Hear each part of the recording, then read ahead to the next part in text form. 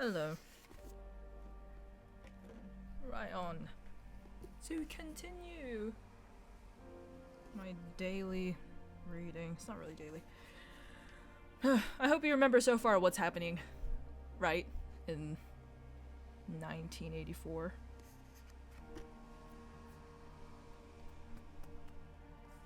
Is that a yes? Well, if you don't remember, there is still the previous video.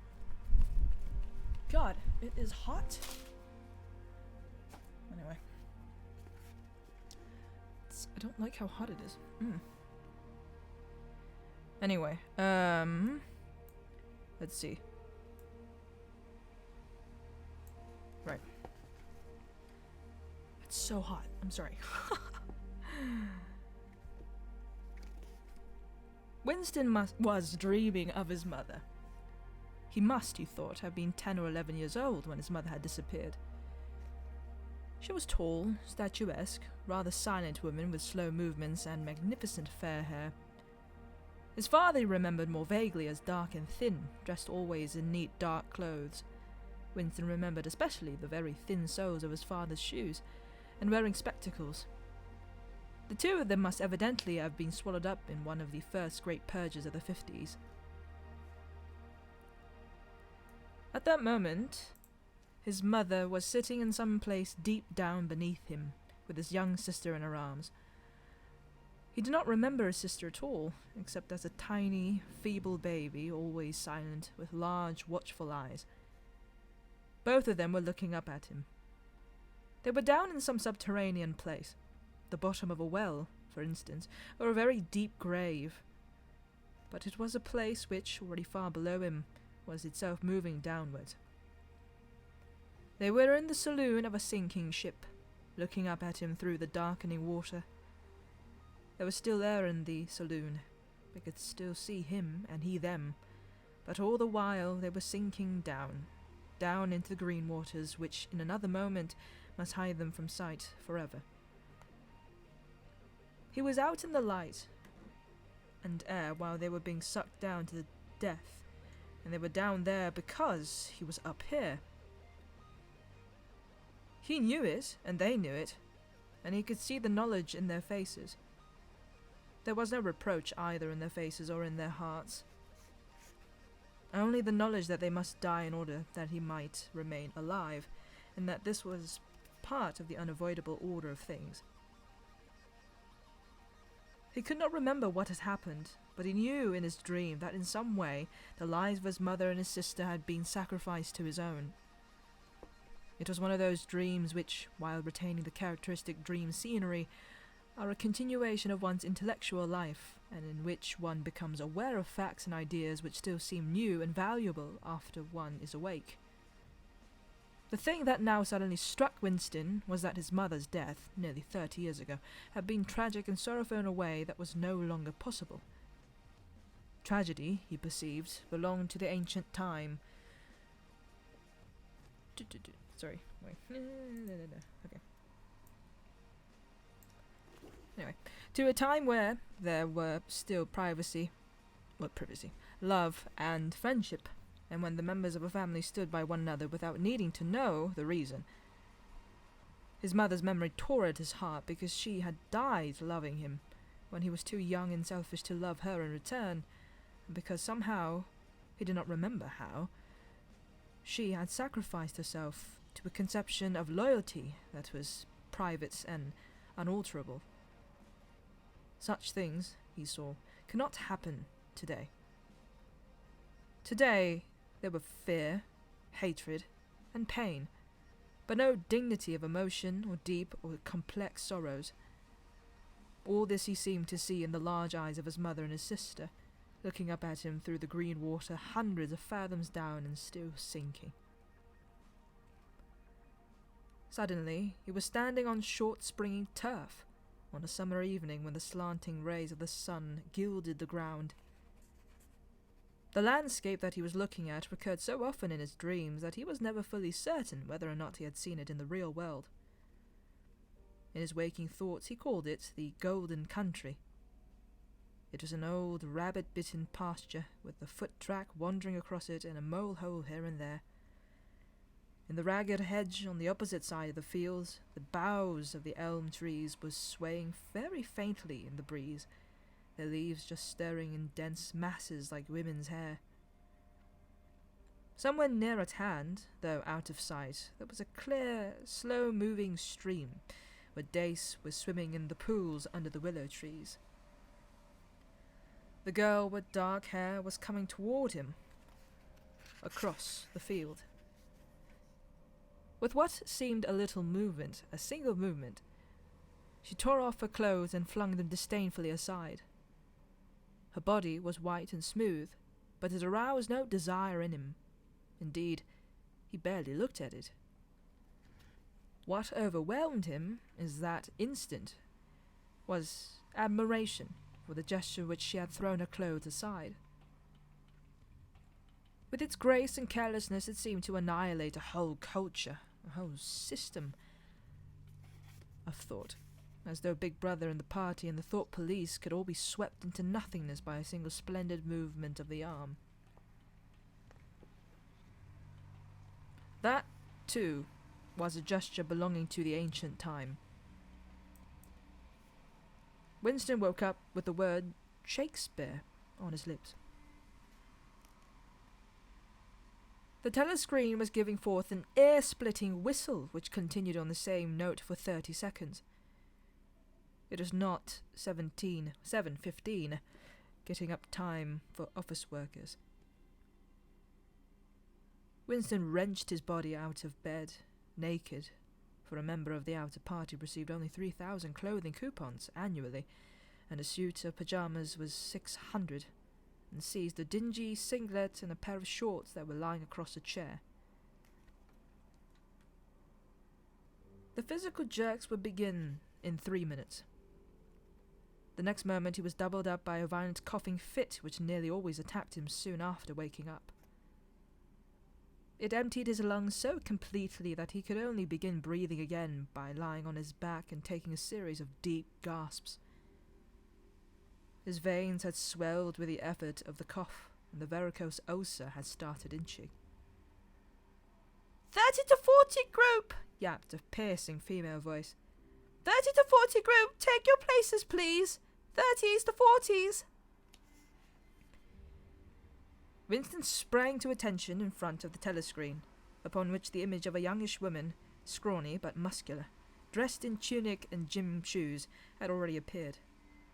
Arms bending and stretching, she rapped out. Take your time, by me. 1, 2, 3, 4, 1, 2, 3, 4. Come on, comrades, put a bit of life into it. 1, 2, 3, 4, 1, 2, 3, 4. The pain of the coughing fit had not quite driven out of Winston's mind the impression made by his dream, and the rhythmic movements of the exercise restored it somewhat. As he mechanically shot his arms back and forth, wearing on his face the look of grim enjoyment which was considered proper during the physical jerks, he was struggling to think his way backward into the dim period of his early childhood. It was extraordinarily difficult. Beyond the late 50s, everything faded. When there were no external records that you could refer to, even the outline of your own life lost its sharpness. You remembered huge events which had quite probably not happened. You remembered the details of incidents without being able to recapture their atmosphere.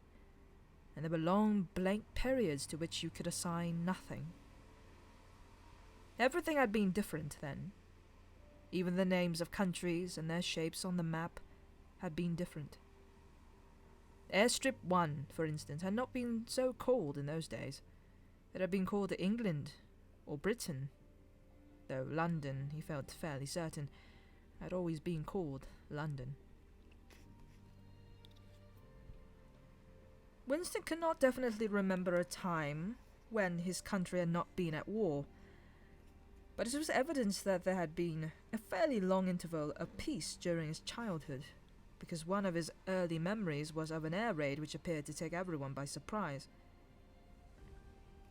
Perhaps it was the time when the atomic bomb had fallen on Colchester. He did not remember the raid itself, but he did remember his father's hand clutching his own as they hurried down, down, down into some place deep in the earth, round and round a spiral staircase which rang under his feet, and which finally so wearied his legs that he began whimpering, and they had to stop and rest. His mother, in her slow, dreamy way, was following a long way behind them. She was carrying his baby sister, or perhaps it was only a bundle of blankets that she was carrying. He was not certain whether his sister had been born then. Finally they had emerged into a noisy, crowded place which he had realized to be a tube station. There were people sitting all over the stone-flagged floor, and other people, packed tightly together, were sitting on metal bunks, one above the other. Winston and his mother and father found themselves a place on the floor, and near them, an old man and an old woman were sitting side by side on a bunk. The old man had a decent dark suit, and a black cloth cap pushed back from his very white hair. His face was scarlet, and his eyes were blue and full of tears. He reeked of gin. It seemed to breathe out of his skin in place of sweat, and one could have fancied that the others welling from his eyes were pure gin. But though slightly drunk, he was also suffering under some grief that was genuine and unbearable. In his childish way, Winston grasped that some terrible thing, something that was beyond forgiveness and could never be remedied. And had just happened. It also seemed to him that he knew what it was. Someone whom the old man loved, a little granddaughter perhaps, had been killed. Every few minutes, the old man kept repeating, "We didn't ought to have trusted him. I said so, didn't I? I suppose someone would trust him. I said so along. We did not have trusted the buggers." But which buggers they didn't ought to have trusted, Winston could not now remember. Since about that time, war had been literally continuous, though strictly speaking it had not always been the same war. For several months during his childhood there had been confused street fighting in London itself, some of which he remembered vividly. But to trace out the history of the whole period, to say who was fighting whom at any given moment, would have been utterly impossible, since no written record and no spoken word ever made mention of any other alignment than the existing one. At this moment, for example, in 1984, if it was 1984, Oceania was at war with Eurasia and in alliance with East Asia. In no public or private utterance was it ever admitted that the three powers had at any time been grouped along different lines. Actually, as Winston well knew, it was only 4 years since Oceania had been at war with East Asia and in alliance with Eurasia. But that was merely a piece of furtive knowledge which he happened to possess because his memory was not satisfactorily under control. Officially, the change of partners had never happened. Oceania was at war with Eurasia. Therefore, Oceania had always been at war with Eurasia. The enemy of the moment always represented absolute evil, and it followed that any past or future agreement with him was impossible. The frightening thing, he reflected for the 10,000th time as he forced his shoulders painfully backward. With hands on hips, they were gyrating their bodies from the waist, an exercise that was supposed to be good for the back muscles. The frightening thing was that it might all be true. If the party could thrust its hand into the past and say of this or that event, it never happened, that surely was more terrifying than mere torture and death. The party said that Oceania had never been in alliance with Eurasia. He, Winston Smith, knew that Oceania had been in alliance with Eurasia as short a time as 4 years ago. But where did that knowledge exist? Only in his own consciousness, which in any case must soon be annihilated. And if all others accepted the lie which the party imposed, if all records told the same tale, then the lie passed into history and became truth. "Who controls the past," ran the party slogan, "controls the future. who controls the present controls the past. And yet, the past, though of its nature alterable, never had been altered. Whatever was true now was true from everlasting to everlasting. It was quite simple. All that was needed was an unending series of victories over your own memory. Reality control, they called it, in newspeak. Doublethink. "Stand easy!" barked the instructress a little more genially. Winston sank his arms to his side and slowly refilled his lungs with air. His mind slid away into the labyrinthine world of doublethink. To know and not to know. To be conscious of complete truthfulness while telling carefully constructed lies. To hold simultaneously two opinions which cancel out, knowing them to be contradictory and believing in both of them. To use logic against logic. To repudiate morality while laying claim to it. To believe that democracy was impossible and that the party was the guardian of democracy. To forget whatever it was necessary to forget, then to draw it back into memory again at the moment when it was needed, and then promptly to forget it again, and above all, to apply the same process to the process itself. That was the ultimate subtlety. Consciously to induce unconsciousness, and then once again to become unconscious of the act of hypnosis you had just performed. Even to understand the word doublethink involved the use of doublethink. The instructress had called them to attention again. "And now let's see which of us can touch our toes," she said enthusiastically. "Right over from the hips, please, comrades. 1, 2, 1, 2. Winston loathed this exercise, which sent shooting pains all the way from his heels to his buttocks and often ended by bringing one another coughing fit. The half-pleasant quality went out of his meditations. The past, he reflected, had not merely been altered, it had been actually destroyed. For how could you establish even the most obvious fact when there existed no record outside of your own memory? He tried to remember it in what year he had first heard mention of Big Brother. He thought it must have been at some time in the 60s, but it was impossible to be certain. In the party histories, of course, Big Brother figured as the leader and guardian of the revolution since its very earliest days. His exploits had been gradually pushed backwards in time until already they extended into the fabulous world of the 40s and the 30s, when the capitalists in their strange cylindrical hats still rode through the streets of London in great gleaming motor cars or horse carriages with glass sides. There was no knowing how much of his legend was true and how much invented. Winston could not even remember at what date the party itself had come into existence. He did not believe he had ever heard the word Ingsoc before 1960, but it was possible that in its old speak form, English socialism, that is to say, it had been current earlier. Everything melted into mist. Sometimes, indeed, you could put your finger on a definite lie. It was not true, for example, as was claimed in the party history books, that the party had invented airplanes. He remembered airplanes since his earliest childhood, but you could prove nothing. There was never any evidence. Just once in his whole life he had held in his hands unmistakable documentary proof of the falsification of a historical fact. And, on that occasion... "Smith!" screamed the shrewish voice from the telescreen. 6079 Smith W. Yes, you! Bend lower, please! You can do better than that. You're not trying. Lower, please. That's better, comrade. Now stand at ease, the whole squad, and watch me. A sudden hot sweat had broken out all over Winston's body.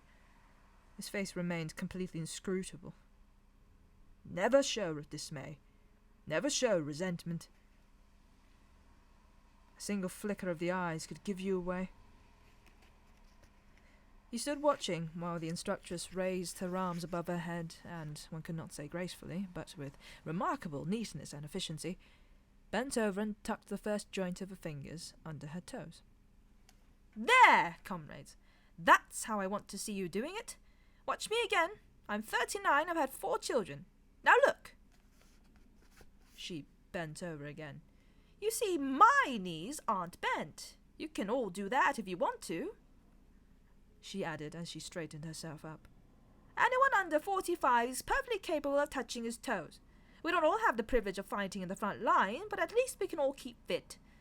Remember our boys on the Malabar front, and the sailors in the floating fortresses. Just think what they have to put up with. Now try again. That's better, comrade. That's much better," she added encouragingly as Winston, with a violent lunge, succeeded in touching his toes with knees unbent for the first time in several years.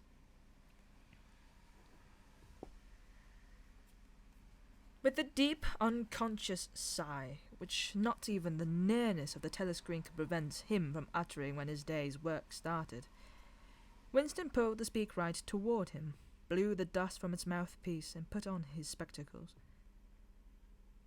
Then he unrolled and clipped together 4 small cylinders of paper which had already flopped out of the pneumatic tube on the right-hand side of his desk. In the walls of the cubicle there were 3 orifices. To the right of the speakwrite, a small pneumatic tube for writing messages. To the left, a larger one for newspapers. And in the side wall, within easy reach of Winston's arm, a large oblong slit protected by a wire grating.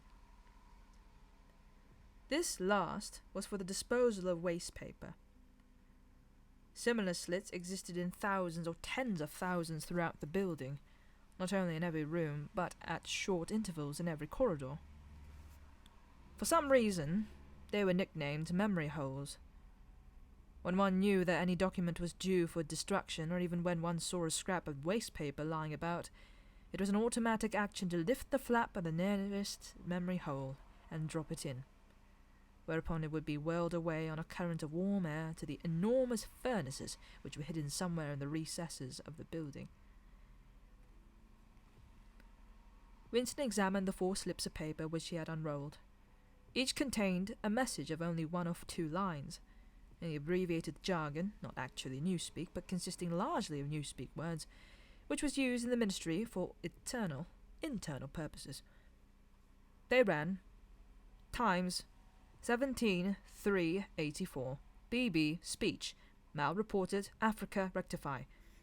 Times, 19/12/83, forecasts, 3, YP, 4th quarter, 83 misprints, verify current issue. Times, 14/2/84, mini plenty, mal quoted, chocolate, rectify. Times, 3/12/83, reported BB day order, double plus ungood, refs unpersons, rewrite, full-wise, sub, anti-filing. With a faint feeling of satisfaction, Winston laid the 4th message aside. It was an intricate and responsible job, and had better be dealt with last. The other 3 were routine matters, though the second one could probably mean some tedious wadding through lists of figures. Winston dialed back numbers on the telescreen and called for the appropriate issues of the Times, which slid out of the pneumatic tube after only a few minutes' delay. The messages he had received referred to articles or news items which, for one reason or another, it was thought necessary to alter, or, as the official phrase had it, to rectify. For example, it appeared from the Times of the 17th of March that Big Brother, in his speech of the previous day, had predicted that the South Indian front would remain quiet, but that a Eurasian offensive would shortly be launched in North Africa. As it happened, the Eurasian Higher Command had launched its offensive in South India and left North Africa alone. It was therefore necessary to rewrite a paragraph of Big Brother's speech in such a way as to make him predict the thing that had actually happened.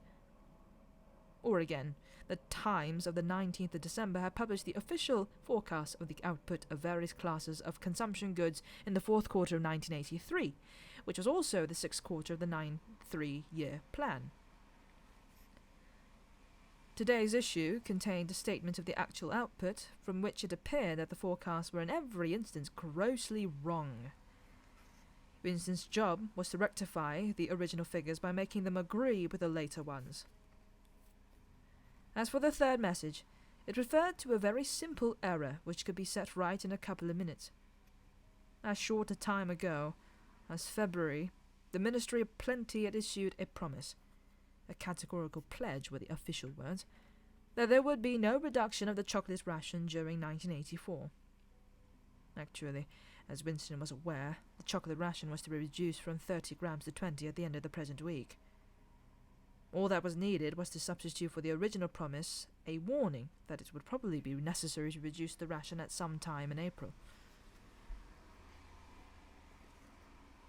As soon as Winston had dealt with each of the messages, he clipped his speak-written corrections to the appropriate copy of the Times and pushed them into the pneumatic tube. Then, with a movement which was as nearly as possible unconscious, he crumpled up the original message and any notes that he himself had made, and dropped them into the memory hole to be devoured by the flames. What happened in the unseen labyrinth to which the pneumatic tubes led, he did not know in detail, but he did know in general terms. As soon as all the corrections which happened to be necessary in any particular number of the Times had been assembled and collated, that number would be reprinted, the original copy destroyed, and the corrector's copy placed on the files in its stead. The process of continuous alteration was applied not only to newspapers, but to books, periodicals, pamphlets, posters, leaflets, films, soundtracks, cartoons, photographs, to every kind of literature or documentation which might conceivably hold any political or ideological significance. Day by day, and almost minute by minute, the past was brought up to date. In this way, every prediction made by the party could be shown by documentary evidence to have been correct. Nor was any item of news, or any expression of opinion which conflicted with the needs of the moment, ever allowed to remain on record. All history was a palimpsest, scraped clean and reinscribed exactly as often as was necessary. In no case would it have been possible, once the deed was done, to prove that any falsification had taken place. The largest section of the records department, far larger than the one in which Winston worked, consisted simply of persons whose duty it was to track down and collect all copies of books, newspapers, and other documents which had been superseded and were due for destruction. A number of the Times which might, because of changes in political alignment or mistaken prophecies uttered by Big Brother, have been rewritten a dozen times, still stood on files bearing its original date, and no other copy existed to contradict it. Books, also, were recalled and rewritten again and again, and were invariably reissued without any admission that any alteration had been made. Even the written instructions which Winston received, and which he invariably got rid of as soon as he had dealt with them, never stated or implied that an act of forgery was to be committed. Always the reference was to slips, errors, misprints, or misquotations which it was necessary to put right in the interests of accuracy. But actually, he thought as he readjusted the Ministry of Plenty's figures, it was not even forgery. It was merely the substitution of one piece of nonsense for another. Most of the material that we were dealing with had no connection with anything in the real world, not even the kind of connection that is contained in a direct lie. Statistics were just as much a fantasy in their original version as in their rectified version. A great deal of the time you were expected to make them up out of your head. For example, the Ministry of Plenty's forecast had estimated the output of boots for the quarter at 145 million pairs. The actual output was given as 62 million. Winston, however, in rewriting the forecast, marked the figure down to 57 millions so as to allow for the usual claim that the quota had been overfilled. In any case, 62 millions was no nearer the truth than 57 millions, or then 145 millions. Very likely no boots had been produced at all. Likelier still, nobody knew how many had been produced, much less cared. All one knew was that every quarter astronomical numbers of boots were produced on paper, while perhaps half the population of Oceania went barefoot. And so it was with every class of recorded fact, great or small. Everything faded away into a shadow world in which finally even the date of the year had become uncertain. Winston glanced across the hall. In the corresponding cubicle on the other side, a small, precise-looking, dark-chinned man named Tillotson was working steadily away, with a folded newspaper on his knee and his mouth very close to the mouthpiece of the speakwrite. He had the air of trying to keep what he was saying a secret between himself and the telescreen. He looked up, and his spectacles darted a hostile flash in Winston's direction. Winston hardly knew Tillotson, and had no idea what work he was employed on. People in the records department did not readily talk about their jobs. In the long, windowless hall, with its double row of cubicles and its endless rustle of papers and hum of voices murmuring into speakwrites, there were quite a dozen people who Winston did not even know by name, though he daily saw them hurrying to and fro in the corridors or gesticulating in the 2 minutes hate. He knew that in the cubicle next to him where the little woman with sandy hair toiled day in, day out, simply at tracking down and deleting from the press the names of people who had been vaporized, and were therefore considered never to have existed. There was a certain fitness in this, since her own husband had been vaporized a couple of years earlier. And a few cubicles away, a mild, ineffectual, dreamy creature named Ampleforth, with very hairy ears and a surprising talent for juggling with rhymes and meters, was engaged in producing garbled versions, definitive texts they were called, of poems which had become ideologically offensive, but which for one reason or another were to be retained in the anthologies. And this hall, with its 50 workers or thereabouts, was only one subsection, a single cell, as it were, in the huge complexity of the records department. Beyond, above, below, were other swarms of workers engaged in an unimaginable multitude of jobs. There were the huge printing shops with the sub-editors, their typography experts, and their elaborately equipped studios for the faking of photographs. There was the teleprogram section with its engineers, its producers, and its teams of actors especially chosen for their skill in imitating voices. There were the armies of reference clerks whose job was simply to draw up a list of books and periodicals which are due for recall. There were the vast repositories where the corrected documents were stored, and the hidden furnaces where the original copies were destroyed.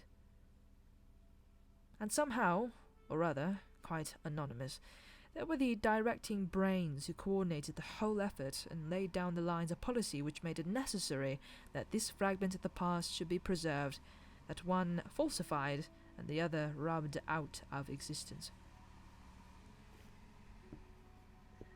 And the records department, after all, was itself only a single branch of the Ministry of Truth, whose primary job was not to reconstruct the past, but to supply the citizens of Oceania with newspapers, films, textbooks, telescreen, programs, plays, novels, with every conceivable kind of information, instruction, or entertainment, from statue to a slogan, from a lyric poem to a biological treatise, and from a child's spelling book to a newspeak dictionary. And the ministry had not only to supply the multifarious needs of the party, but also to repeat the whole operation at a lower level for the benefit of the proletariat. There was a whole chain of separate departments dealing with proletarian literature, music, drama, and entertainment generally. Here were produced rubbishly newspapers, containing almost nothing except sport, crime, and astrology, sensational 5-cent novelettes, films oozing with sex, and sentimental songs which were composed entirely by mechanical means on a special kind of kaleidoscope known as a versificator. There was even a whole subsection, pornosec it was called in newspeak, engaged in producing the lowest kind of pornography, which was sent out in sealed packets and which no party member, other than those who worked on it, were permitted to look at. 3 messages had slid out of the pneumatic tube while Winston was working, but they were simple matters, and he had disposed of them before the 2 minutes hate interrupted him. When the hate was over, he returned to his cubicle, took the Newspeak dictionary from the shelf, pushed the SpeakBrite to one side, cleaned his spectacles, and settled down to his main job of the morning. Winston's greatest pleasure in his life was in his work. Most of it was a tedious routine, but included in it there were also jobs so difficult and intricate that you could lose yourself in them as in the depths of a mathematical problem. Delicate pieces of forgery in which you had nothing to guide you except your knowledge of the principles of INSUC and your estimate of what the party wanted you to say. Winston was good at this kind of thing. On occasion he had even been entrusted with the rectification of the Times' leading articles, which were written entirely in newspeak. He unrolled the message that he had set aside earlier. It ran, Times 3/12/83, reporting BB day order double plus unsgood, refs unpersons, rewrite full wise up sub antifiling. In old speak, or standard English, it might be rendered, the reporting of Big Brother's order for the day in the Times of December 3rd of 1983 is extremely unsatisfactory and makes references to non-existent persons. Rewrite it in full and submit your draft to higher authority before filing. Winston read through the offending article. Big Brother's order for the day, it seemed, had been chiefly devoted to praising the work of an organization known as FFCC, which supplied cigarettes and other comforts to the sailors in the floating fortresses. A certain Comrade Withers, a prominent member of the inner party, had been singled out for special mention and awarded a decoration, the Order of the Conspicuous Merit, 2nd class. 3 months later, FFCC has only been dissolved with no reasons given. One could assume that Withers and his associates were now in disgrace, but there had been no report of the matter in the press or on the telescreen. That was to be expected, since it was unusual for political offenders to be put on trial or even publicly denounced.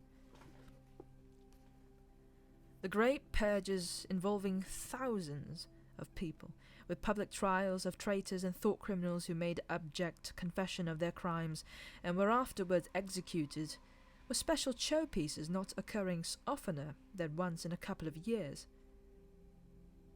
More commonly, people who had incurred the displeasure of the party simply disappeared and were never heard of again. One never had the smallest clue as to what had happened to them. In some cases, they might not even be dead. Perhaps 30 people personally known to Winston, not counting his parents, had disappeared at one time or another. Winston stroked his nose gently with the paperclip. In the cubicle across the way, Comrade Tillotson was still crouching secretively over his SpeakBrite. He raised his head for a moment again, the hostile spectacle flash. Winston wondered whether Comrade Tillotson was engaged on the same job as himself. It was perfectly possible.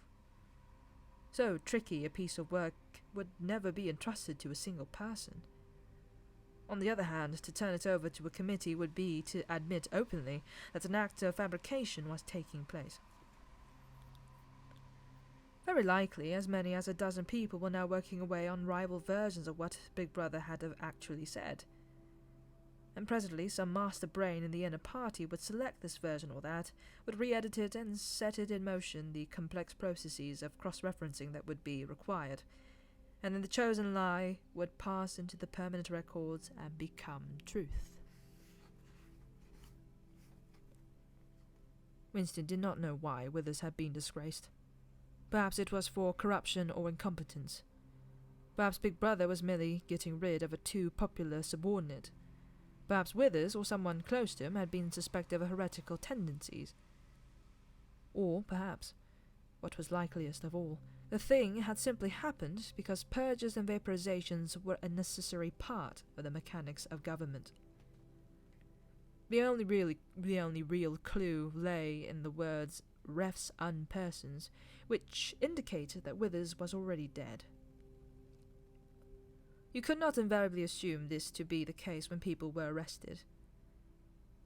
Sometimes they were released and allowed to remain at liberty for as much as a year or two before being executed. Very occasionally, some persons whom you had believed dead long since would make a ghostly reappearance at some public trial where he would implicate hundreds of others by his testimony before vanishing, this time forever. Withers, however, was already an unperson. He did not exist. He had never existed. Winston decided that it would not be enough simply to reverse the tendency of Big Brother's speech. It was better to make it deal with something totally unconnected with its original subject. He might turn the speech into the usual denunciation of traitors and thought criminals, but that was a little too obvious, while to invent a victory at the front or some triumph of overproduction in a 3-year plan might complicate the records too much. What was needed was a piece of pure fantasy. Suddenly, there sprang into his mind, ready-made as it were, the image of a certain comrade, Ogilvy, who had recently died in battle in heroic circumstances. There were occasions when Big Brother devoted his order for the day to commemorating some humble, rank-and-file party member whose life and death he had held up as an example worthy to be followed. Today, he should commemorate Comrade Ogilvy. It was true that there was no such person as Comrade Ogilvy, but a few lines of print and a couple of faked photographs would soon bring him into existence. Winston thought for a moment, then pulled the speak right toward him and began dictating to Big Brother's familiar style. A style at once military and pedantic, and because of a trick of asking questions and then promptly answering them. What lessons do we learn from this fact, comrades? The lessons, which is also one of the fundamental principles of NTEFii, that, etc., etc. Easy to imitate. At the age of 3, Comrade Ogilvy had refused all toys except a drum, a submachine gun, and a model helicopter. At 6, a year early, by special relaxation of the rules, he had joined the Spies. At 9, he had been a troop leader. At 11, he had denounced his uncle to the thought police after overhearing a conversation which appeared to him to have criminal tendencies. At 11, he had been a district organizer of the Junior Anti-Sex League. At 19, he had designed a hand grenade which had been adopted by the Ministry of Peace, and which, at its first trial, had killed 31 Eurasian prisoners in one burst. At 23, he had perished in action. Pursued by enemy jet planes while flying over the Indian Ocean with important dispatches, he had weighted his body with his machine gun and leaped out of the helicopter into deep water, dispatches and all. An end, said Big Brother, which it was impossible to contemplate without feelings of envy. Big Brother added a few remarks on the purity and single-mindedness of Comrade Ogilvy's life. He was a total abstainer and non-smoker, and had no recreations except the daily hour in the gymnasium, and had taken a vow of celibacy, believing marriage and the care of a family to be incompatible with a 24-hour-a-day devotion to duty. He had no subjects of conversation, except the principles of NTEFii, and no aim in life except the defeat of the Eurasian army and the hunting down of spies, saboteurs, thought criminals, and traitors generally. Winston debated with himself whether to award Comrade Ogilvy the Order of the Conspicuous Merit, and in the end he decided against it because of the unnecessary cross-referencing that it would entail. Once again, He glanced at his rival in the opposite cubicle. Something seemed to tell him with certainty that Tillotson was busy on the same job himself. There was no way of knowing whose version would finally be adopted, but he felt a profound conviction that it would be his own. Comrade Ogilvy, unimagined an hour ago, was now a fact. It struck him as curious that you could create dead men but not living ones. Comrade Ogilvy, who had never existed in the present, now existed in the past, and when once the act of forgery was forgotten, he would exist just as authentically and upon the same evidence as Charlemagne or Julius Caesar. In the low-ceilinged canteen, deep underground, the lunch queue jerked slowly forward. The room was already very full and deafeningly noisy. From the grill at the counter, the steam of stew came pouring forth, with a sour, metallic smell which did not quite overcome the fumes of Victory gin.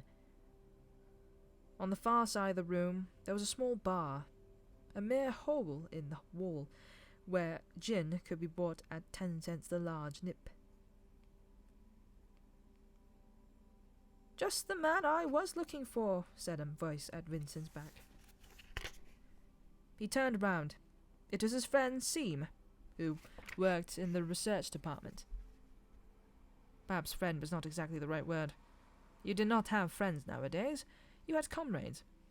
But there were some comrades whose society was pleasanter than that of others.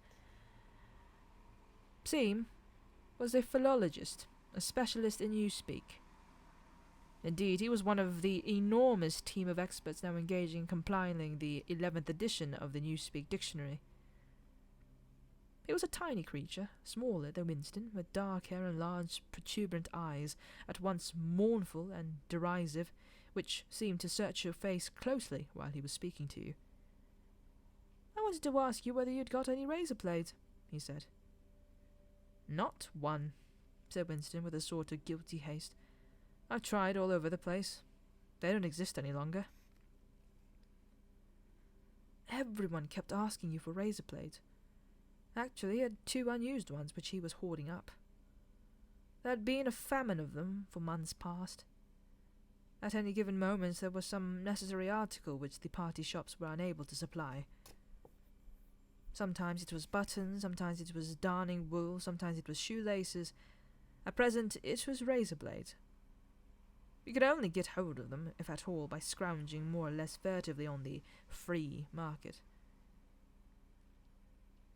"I've been using the same blade for 6 weeks," he added untruthfully. The queue gave another jerk forward, as they halted and turned and faced Seam again. Each of them took a greasy metal tray from a pile at the edge of the counter. "Did you go and see the prisoners hanged yesterday?" said Seam. "I was working," said Winston indifferently. "I shall see it on the flicks, I suppose." "A very inadequate substitute," said Seam. His mocking eyes roved over Winston's face. "I know you," the eyes seemed to say. "I see through you. I know very well why you didn't go to see those prisoners hanged." In an intellectual way, Seam was venomously orthodox. He would talk with the disagreeable gloating satisfaction of helicopter raids on enemy villages, the trial and confessions of thought criminals, the executions in the cellars of the Ministry of Love. Talking to him was largely a matter of getting him away from such subjects and entangling him, if possible, in the technicalities of newspeak, on which he was authoritative and interesting. Winston turned his head a little aside to avoid the scrutiny of the large, dark eyes. "It was a good hanging," said Seam reminiscently. "I think it spoils it when they tie their feet together. I like to see them kicking. And above all, at the end, the tongue sticking right out. And blue, a quite bright blue. That's the detail that appeals to me." "Next, please!" yelled the white-aproned prole in the ladle. Winston and Seam pushed their trays beneath the grill. Onto each was dumped swiftly the regulation lunch. Metal pannikin of pinkish grey stew, a hunk of bread, a cube of cheese, a mug of milkless Victory coffee, and one saccharine tablet. "There's a table over there, under that telescreen," said Seam. "Let's pick up a gin on the way." The gin was served out to them in handless china mugs. They threaded their way across the crowded room and unpacked their trays onto the metal-topped table, on one corner of which someone had left a pool of stew, a filthy liquid mess that had the appearance of vomit. Winston took up his mug of gin, paused for an instant to collect his nerve, and gulped the oily-tasting stuff down. When he had winked the tears out of his eyes, he suddenly discovered that he was hungry.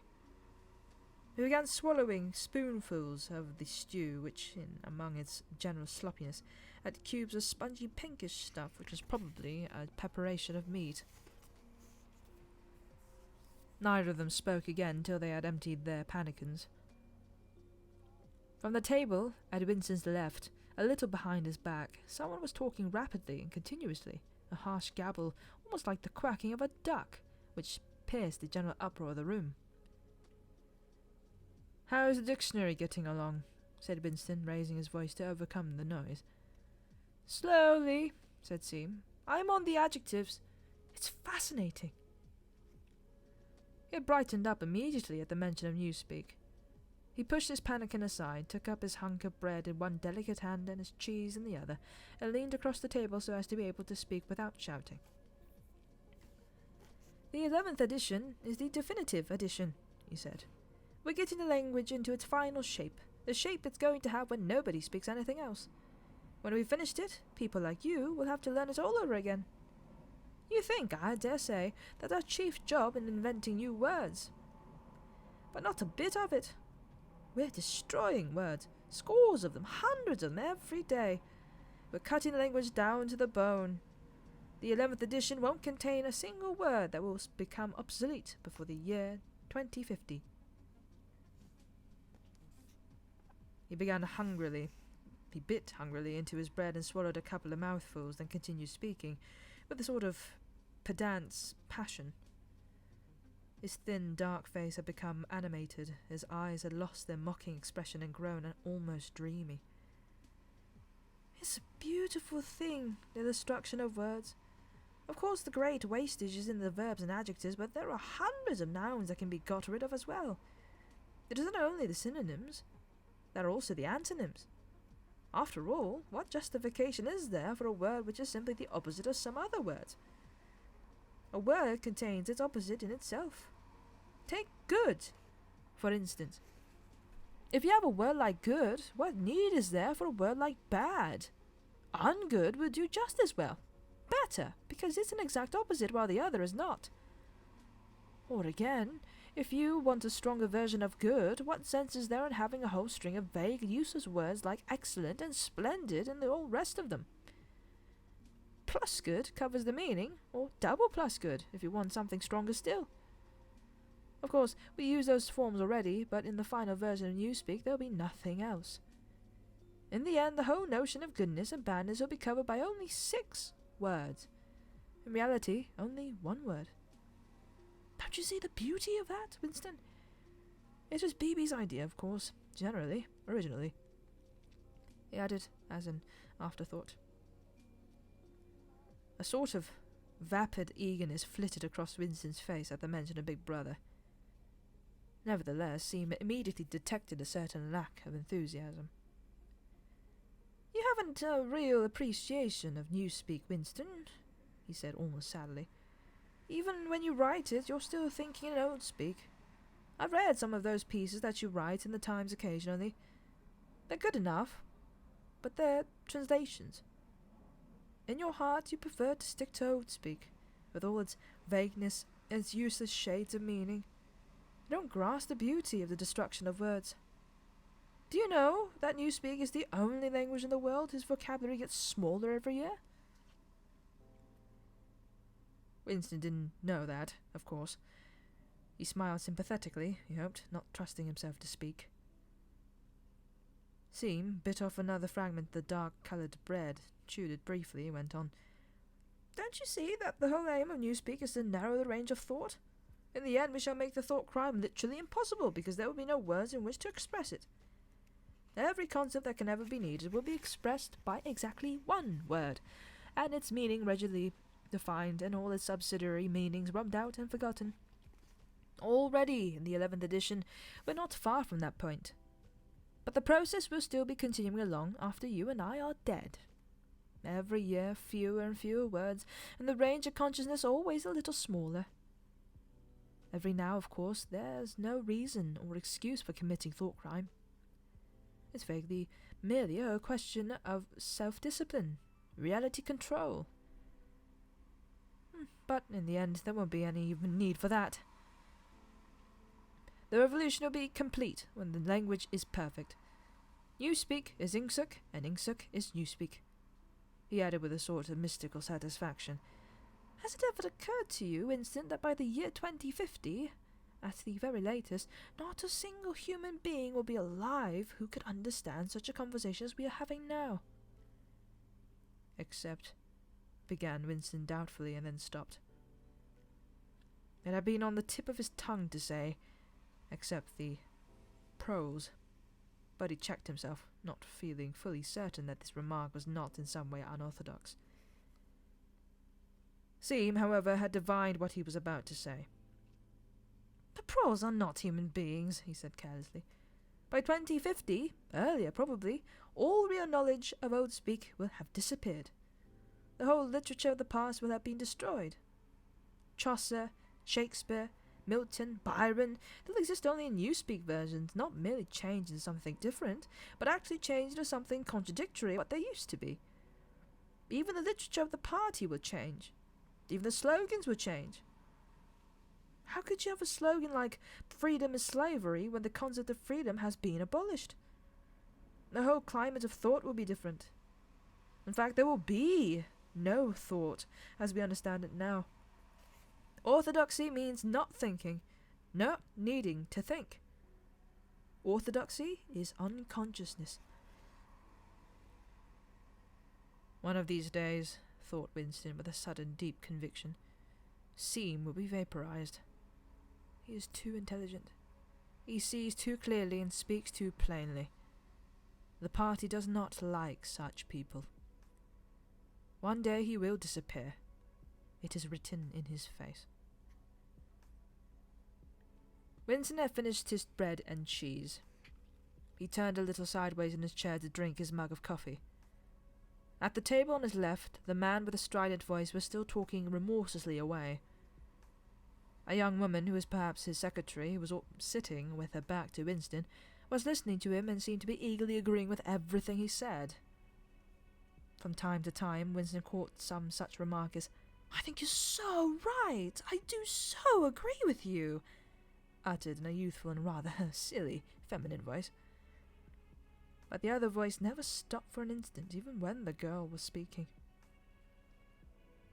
Winston knew the man by sight, though he knew no more about him than that he held some important post in the fiction department. He was a man of about 30, with a muscular throat and a large mobile mouth.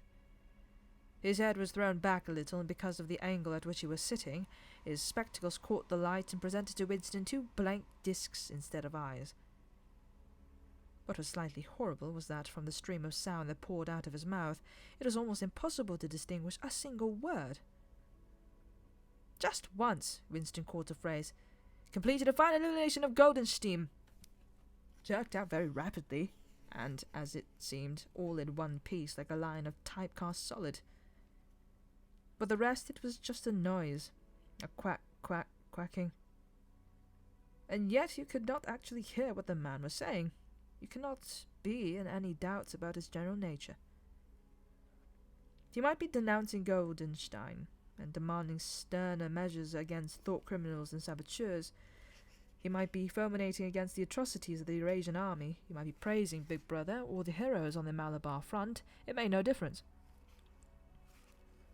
Whatever it was, you could be certain that every word of it was pure orthodoxy, pure Insuk. As he watched the eyeless face with the jaw moving rapidly up and down, Winston had a curious feeling that this was not a real human being but some kind of dummy. It was not the man's brain that was speaking, it was his larynx. The stuff that was coming out of it consisted of words, but it was not speech in the true sense. It was a noise uttered in unconsciousness, like the quacking of a duck. Seam had fallen silent for a moment, and with the handle of a spoon was tracing patterns in the puddle of stew. The voice from the other table quacked rapidly on, easily audible in spite of the surrounding din. "There is a word in Newspeak," said Seam. "I don't know whether you know it. Duck speak. To quack like a duck. It is one of those interesting words that have two contradictory meanings. Applied to an opponent, it is abuse. Applied to someone you agree with, it is a praise." Unquestionably, Seam will be vaporized, Winston thought again. He thought it with a kind of sadness, although well knowing that Seam despised him and slightly disliked him, and was fully capable of denouncing him as a thought criminal if he saw any reason for doing so. There was something subtly wrong with Seam. There was something that he lacked. Discretion, aloofness, a sort of saving stupidity. You cannot say that he was unorthodox. He believed in the principles of Ingsoc. He venerated Big Brother. He rejoiced over victories. He hated heretics, not merely with sincerity, but with a sort of restless zeal and up-to-datedness of information which the ordinary party member did not approach. Yet a faint air of disreputability was always clung to him. He said things that would have been better unsaid. He had read too many books. He frequented the Chestnut Tree Cafe, haunt of painters and musicians. There was no law, not even an unwritten law, against the frequenting the Chestnut Tree Cafe. Yes, the place was somehow ill-omened. The old, discredited leaders of the party had been used to gather there before they were finally purged. Goldstein himself, it was said, had sometimes been seen there, years and decades ago. Seam's fate was not difficult to foresee, and yet it was a fact that if Seam grasped, if even for 3 seconds, the nature of his, Winston's, secret opinions, he would betray him instantly to the thought police. So would anybody else, for that matter, but Seam more than most. Zeal was not enough. Orthodoxy was unconsciousness. Seam looked up. "Here comes Parsons," he said. Something in the tone of his voice seemed to add, "That bloody fool." Parsons, Winston's fellow tenant at Victory Mansions, was in fact threading his way across the room. A tubby, middle-sized man with fair hair and a frog-like face. At 35 he was already putting on rolls of fat at neck and waistline, but his movements were brisk and boyish. His whole appearance was that of a little boy grown large, so much so that although he was wearing the regulation overalls, it was almost impossible not to think of him as being dressed in the blue shorts, grey shirt and red neckerchief of the spies. In visualizing him in one saw always a picture of dimpled knees and sleeves rolled back from pudgy forearms. Parsons did, indeed, invariably revert to shorts when a community hike or any other physical activity gave him an excuse for doing so. He greeted them both with a cheery, "Hello, hello!" and sat down at the table, giving off an intense smell of sweat. Beads of moisture stood out all over his pink face. His powers of sweating were extraordinary. At the community centre, you could always tell when he had been playing table tennis by the dampness of the bat handle. Seam had produced a strip of paper on which there was a long column of words, and was studying it with an ink pencil between his fingers. "Look at him working away in the lunch hour," said Parsons, nudging Winston. "Keenness, eh? What's that you got there, old boy? Something a bit too brainy for me, I expect. Smith, old boy, I'll tell you why I'm chasing you. You're a It's that sub you forgot to give me. Which sub is that? Said Winston, automatically feeling for money.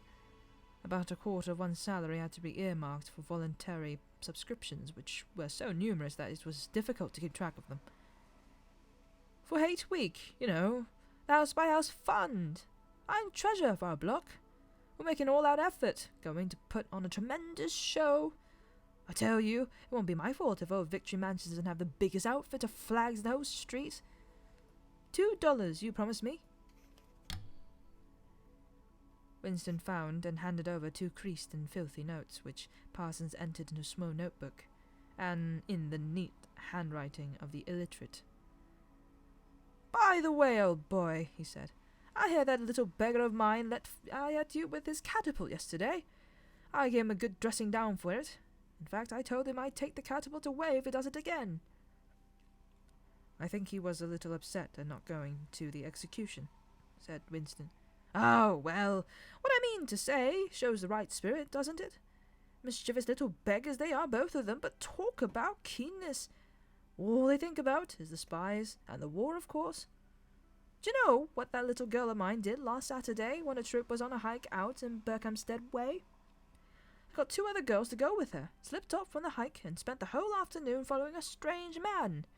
They kept on the trail for 2 hours, right through the woods, and then, when they got into Amersham, handed him over to the patrols. What did they do that for? Said Winston, somewhat taken aback. Parsons went on triumphantly. My kid made sure he was some kind of enemy agent. Right have been dropped by parachute, for instance. But here's the whole point, oh boy. What do you think put her onto him in the first place? She spotted he was wearing a funny kind of shoes. Said she'd never seen anyone wearing shoes like that before. So the chances were he was a foreigner. Pretty smart for a nipper of 7, eh?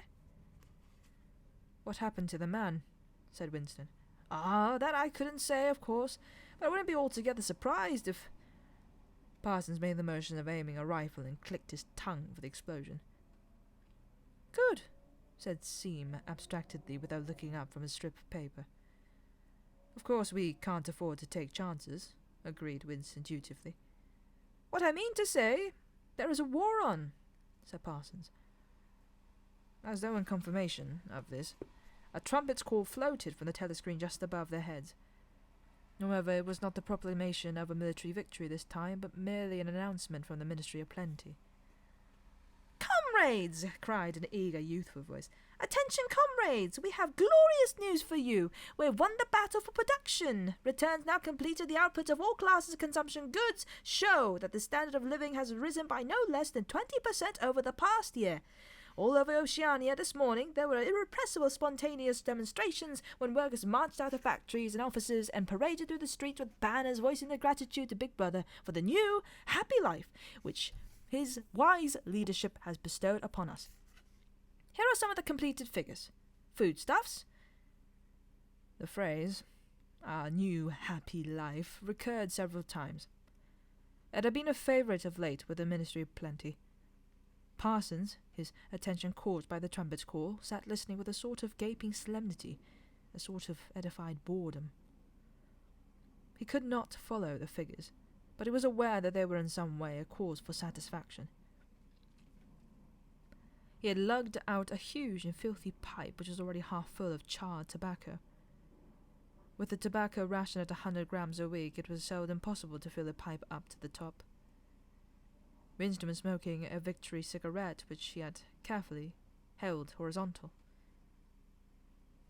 The new ration did not start till tomorrow, and he had only 4 cigarettes left.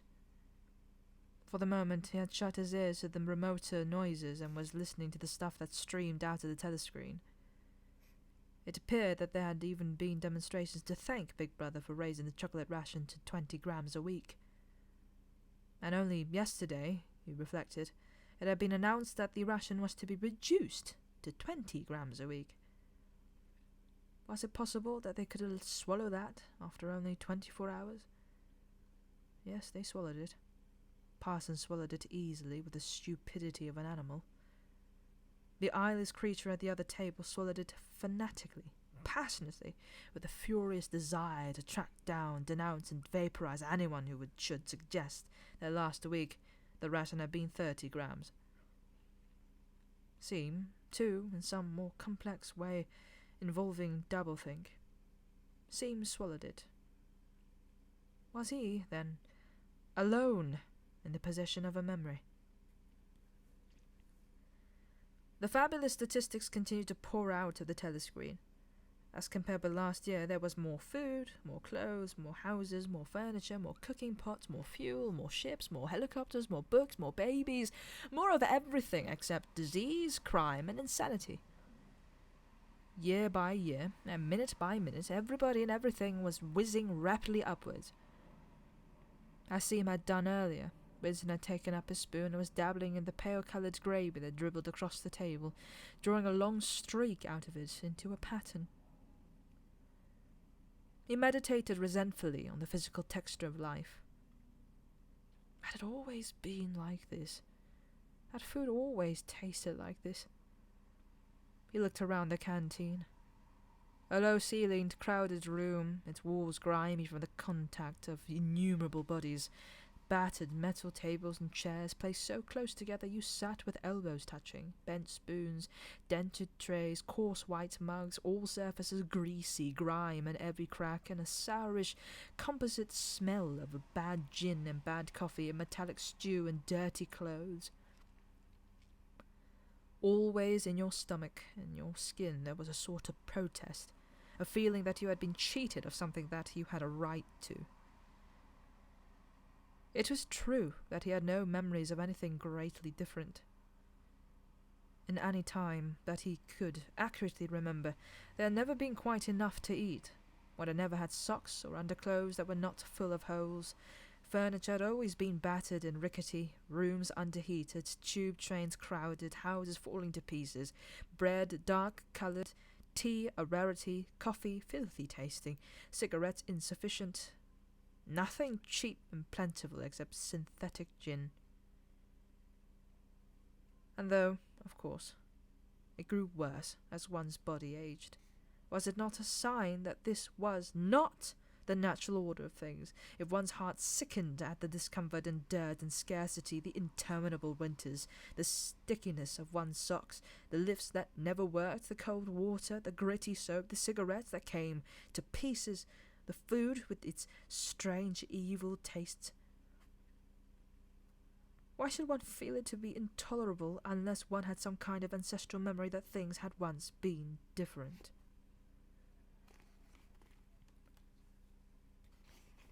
He looked round the canteen again. Nearly everyone was ugly. It would still have been ugly even if dressed otherwise than in the uniform of blue overalls. On the far side of the room, sitting at a table alone, a small, curiously beetle-like man was drinking a cup of coffee, his little eyes darting suspicious glances from side to side. How easy it was, thought Winston, if you did not look about you, to believe that the physical type set up by the party was an ideal.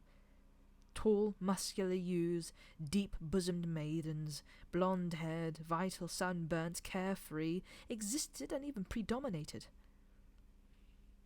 Actually, so far as he could judge, the majority of people in Airstrip 1 was small, dark, and ill-favoured. It was curious how that beetle-like type proliferated in the ministries. Little dumpy men growing stout very early in life, with short legs, swift scuttling movements, and fat, inscrutable faces with very small eyes. It was the type that seemed to flourish best under the dominion of the party. The announcement from the Ministry of Plenty ended on another trumpet call and gave way to tinny music. Parsons, stirred to vague enthusiasm by the bombardment of figures, took his pipe out of his mouth. "The Ministry of Plenty's certainly done a good job this year," he said with a knowing shake of his head. "By the way, Smith, old boy, I suppose you haven't got any razor blades you can let me have?" "Not one," said Winston. "I've been using the same blade for 6 weeks myself." "Ah, well, just thought I'd ask you, old boy." "Sorry," said Winston. The quacking voice from the next table, temporarily silenced during the ministry's announcement, started up again, as loud as ever. For some reason, Winston suddenly found himself thinking of Mrs. Parsons, with her wispy hair and the dust in the creases of her face. Within 2 years, those children would be denouncing her to the thought police. Mrs. Parsons would be vaporized. Seam would be vaporized. Winston would be vaporized. O'Brien would be vaporized. Parsons, on the other hand, would never be vaporized. The eyeless creature with the quacking voice would never be vaporized. The little beetle-like men who scuttle so nimbly through the labyrinthine corridors of ministries, they too would never be vaporized. And the girl with dark hair, the girl from the fiction department, she would never be vaporized either. It seemed to him that he knew instinctively who would survive and who would perish, though just what it was that made for survival it was not easy to say. At this moment he was dragged out of his reverie with a violent jerk. The girl at the next table had turned partly round and was looking at him. It was the girl with dark hair. She was looking at him in a sidelong way, but with curious intensity. The instant that she caught his eye, she looked away again. The sweat started out on Winston's backbone. A horrible pang of terror went through him. It was gone almost at once, but it left a sort of nagging uneasiness behind. Why was she watching him? Why did she keep following him about? Unfortunately, he could not remember whether she had already been at that table when he arrived or had come there afterwards, but yesterday, at any rate, during the 2 minutes' hate, she had sat immediately behind him, when there was no apparent need to do so. Quite likely her real object had been to listen to him and make sure whether he was shouting loudly enough.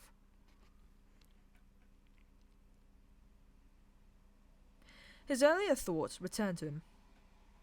Probably she was not actually a member of the thought police, but then it was precisely the amateur spy who was the greatest danger of all.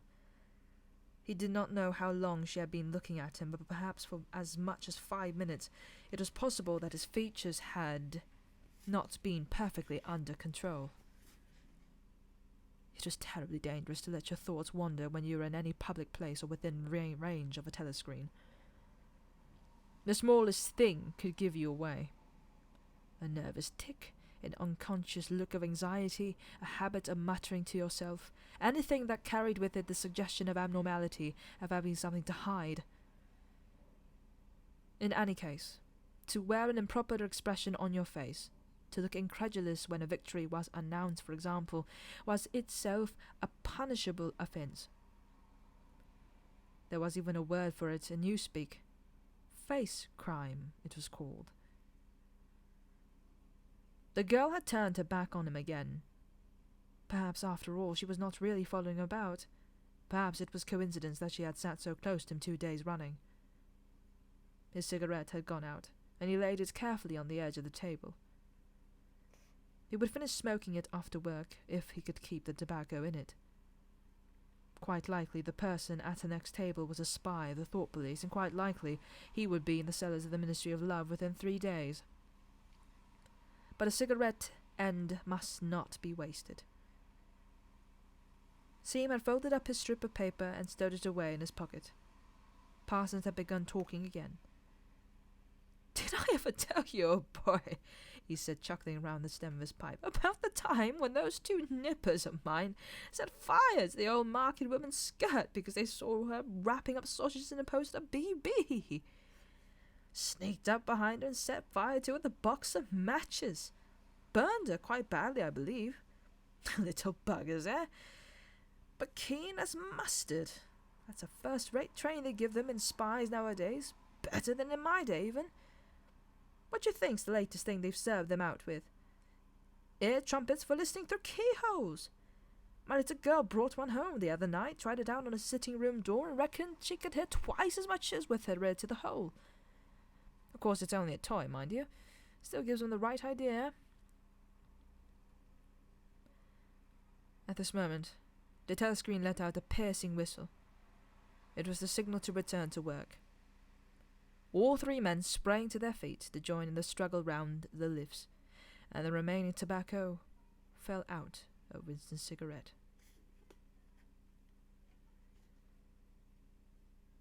Winston was writing in his diary.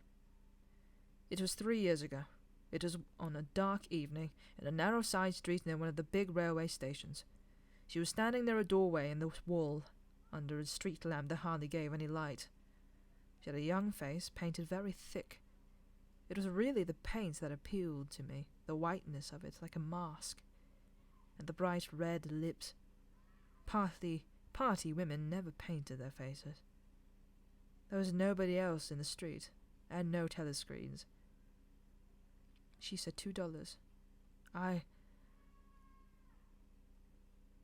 For the moment, it was too difficult to go on. He shut his eyes and pressed his fingers against them, trying to squeeze out the vision and that kept occurring. He had an almost overwhelming temptation to shout a string of filthy words at the top of his voice, or to bang his head against the wall, to kick over the table and hurl the ink pots through the window, to do anything violent or noisy or painful a thing that might black out the memory that was tormenting him. Your worst enemy, he reflected, was your own nervous system. At any moment, the tension inside you was liable to translate itself into some visible symptom. He thought of a man who had passed in the street a few weeks back.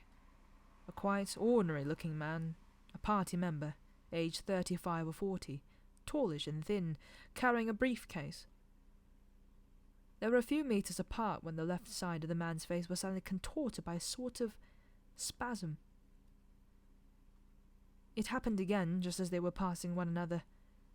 It was only a twitch, a quiver, rapid as the clicking of a camera shutter, but obviously habitual.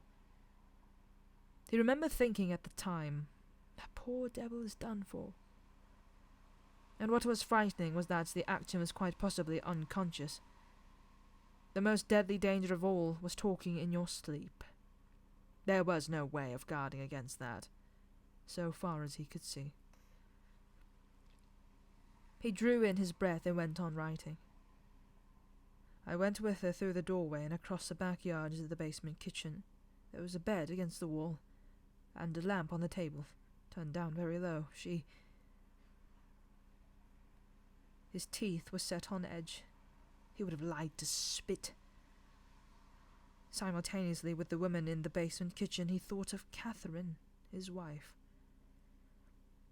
Winston was married, had been married at any rate. Probably he still was married, for so far as he knew his wife was not dead. He seemed to breathe against the warm, stuffy odour of the basement kitchen, an odour compounded of bugs and dirty clothes and villainous cheap scent, but nevertheless alluring because no women of the party ever used scent or could be imagined as doing so. Only the pros used scent. In his mind, the smell of it was inextricably mixed up with fornication. When he had gone with that woman, it had been his first lapse in 2 years or thereabouts. Consorting with prostitutes is forbidden, of course, but it was one of those rules that you could occasionally nerve yourself to break. It was dangerous, but it was not a life-and-death matter. To be caught with a prostitute might mean 5 years in a forced labour camp, not more if you had committed no other offence. And it was easy enough, provided that you could avoid being caught in the act.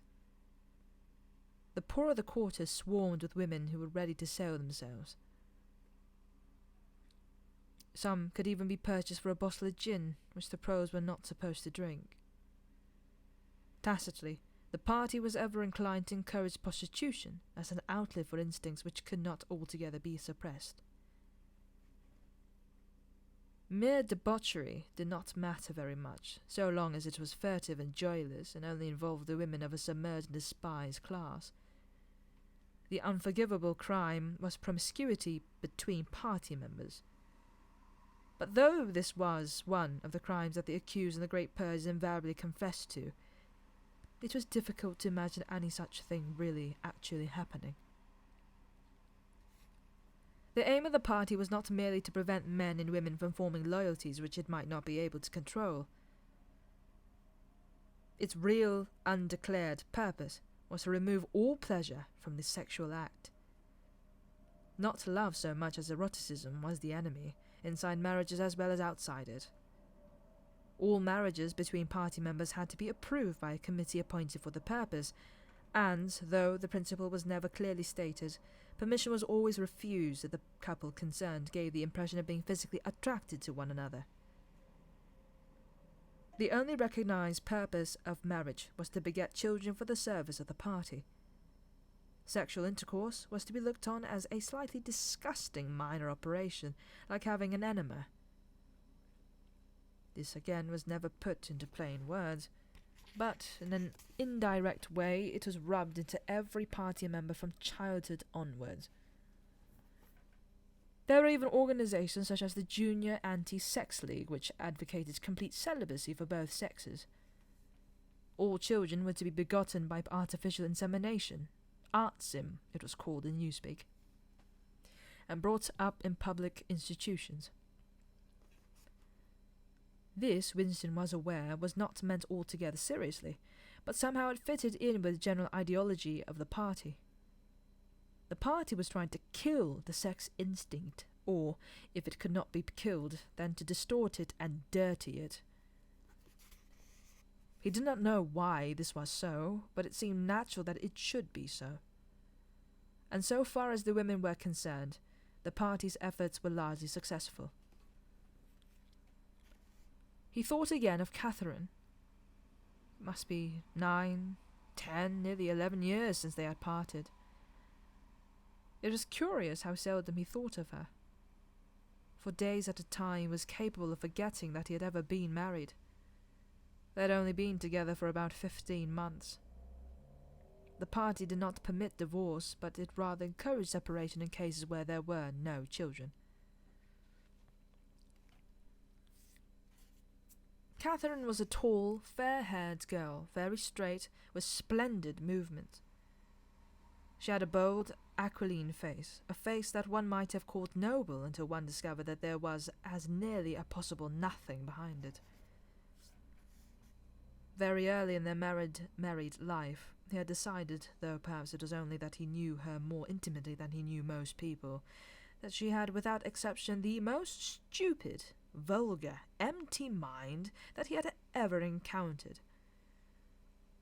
She had not a thought in her head that was not a slogan, and there was no imbecility, absolutely none, that she was not capable of swallowing if the party handed it out to her. The human soundtrack, he nicknamed her in his own mind. Yet he could have endured living with her if it had not been just for one thing: sex. As soon as he touched her, she seemed to wince and stiffen. To embrace her was like embracing a jointed wooden image. And what was strange was that even when she was clasping him against her, he had the feeling that she was simultaneously pushing him away with all her strength. The rigidity of her muscles managed to convey that impression. She would lie there with her shut eyes, neither resisting nor cooperating, but submitting. It is extraordinarily embarrassing and, after a while, horrible. But even then, he could have borne living with her if it had been agreed that they should remain celibate. But curiously enough, it was Catherine who refused this. They must, she said, produce a child if they could. So the performance continued to happen once or a week quite regularly, whenever it was not impossible. She used even to remind him of it in the morning as something which had to be done that evening, which must not be forgotten. She had 2 names for it. One was making a baby, and the other was our duty to the party. Yes, she had actually used that phrase. Quite soon he grew to have a feeling of positive dread when the appointed day came round. But luckily no child appeared, and in the end she agreed to give up trying, and soon afterwards they parted. Winston sighed inaudibly. He picked up his pen again and wrote, "She threw herself down on the bed and at once, without any kind of preliminary, in the most coarse, horrible way you can imagine, pulled up her skirt. He saw himself standing there in the dim lamplight, with the smell of bugs and cheap scent in his nostrils, and in his heart a feeling of defeat and resentment which even at that moment was mixed with the thought of Catherine's white body, frozen forever by the hypnotic power of the party. Why did it always have to be like this? Why could he not have a woman of his own instead of these filthy scuffles at intervals of years? But a real love affair was an almost unthinkable event. The women of the party were all alike. Chastity was as deeply ingrained in them as party loyalty. By careful early conditioning, by games and cold water, by the rubbish that was dinned into them at school and in the spies of the youth league, by lectures, parades, songs, slogans, and martial music, the natural feeling had been driven out of them. His reason told him that there must be exceptions, but his heart did not believe it. They were all impregnable, as the party intended that they should be. And what he wanted more even than to be loved was to break down that wall of virtue, even if it were only once in his whole life. The sexual act, successfully performed, was rebellion.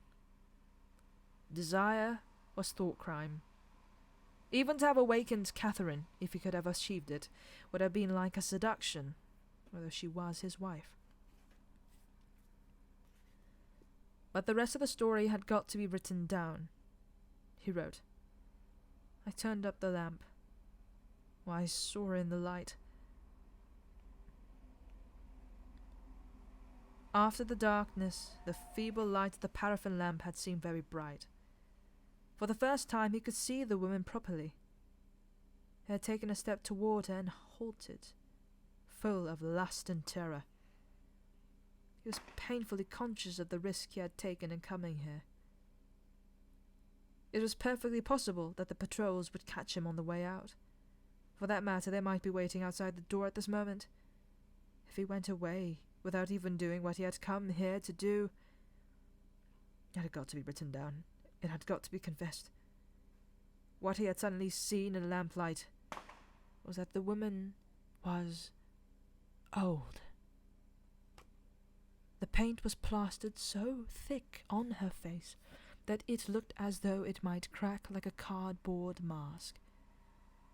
There were streaks of white in her hair, but the truly dreadful detail was that her mouth had fallen a little open, revealing nothing except a cavernous blackness. She had no teeth at all.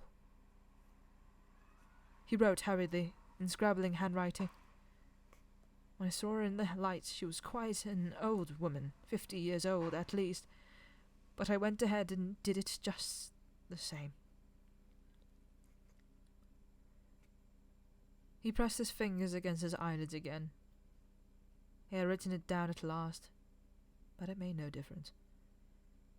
The therapy had not worked. The urge to shout filthy words at the top of his voice was as strong as ever. "If there is hope," wrote Winston, "it lies in the prose. If there was hope, it must lie in the prose, because only there in those swarming disregarded masses, 85% of the population of Oceania, could the force to destroy the party ever be generated. The party could not be overthrown from within. Its enemies, if it had any enemies, had no way of coming together or even of identifying one another. Even if the legendary brotherhood existed, as just possibly it might, it was inconceivable that its members could ever assemble in larger numbers than 2s and 3s. Rebellion meant a look in the eyes, an inflection of the voice, at the most an occasional whispered word. But the pros, if only they could somehow become conscious of their own strength, would have no need to conspire.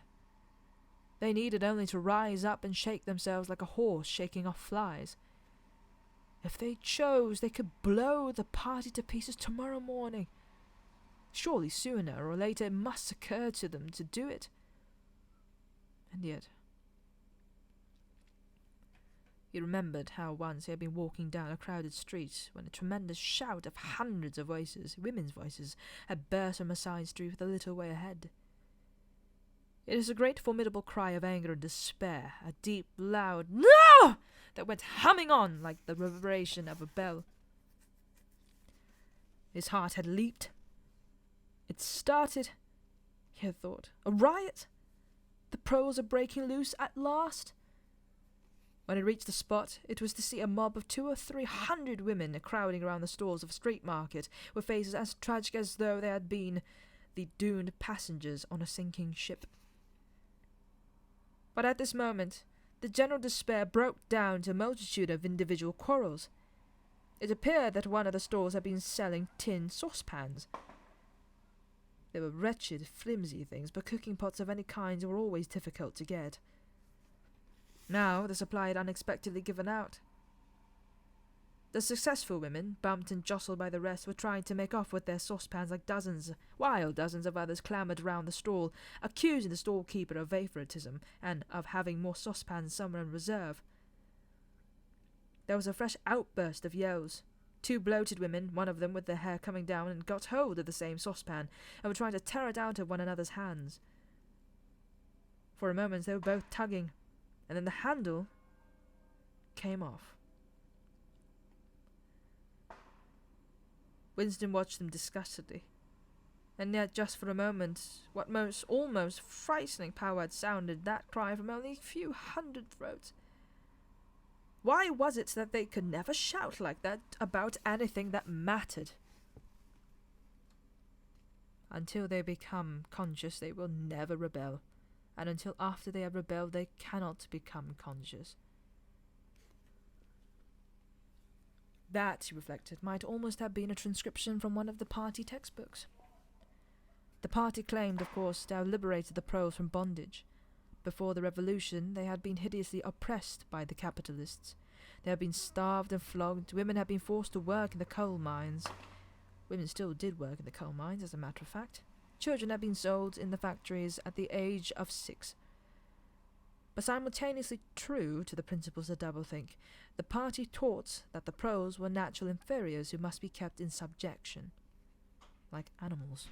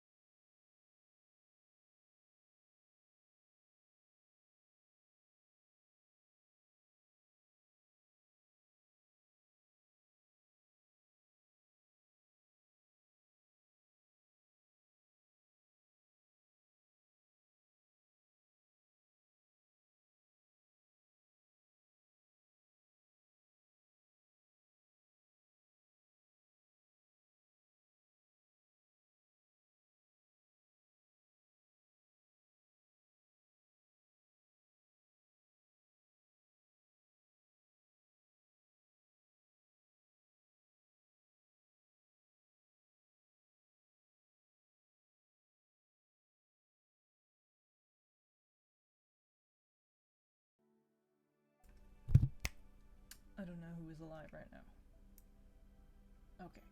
I think she finally left. I think she's going to... They keep talking about... Wait. Yeah, there you go. Yeah. They keep talking about going to some dude's house or something. Please go. Stay there. Don't come back.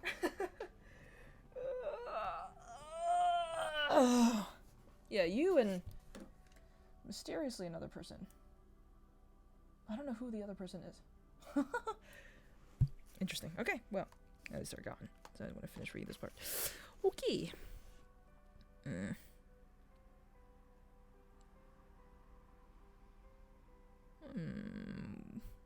But simultaneously true to the principles of doublethink, the party taught that the pros were natural inferiors who must be kept in subjection like animals by the application of a few simple rules.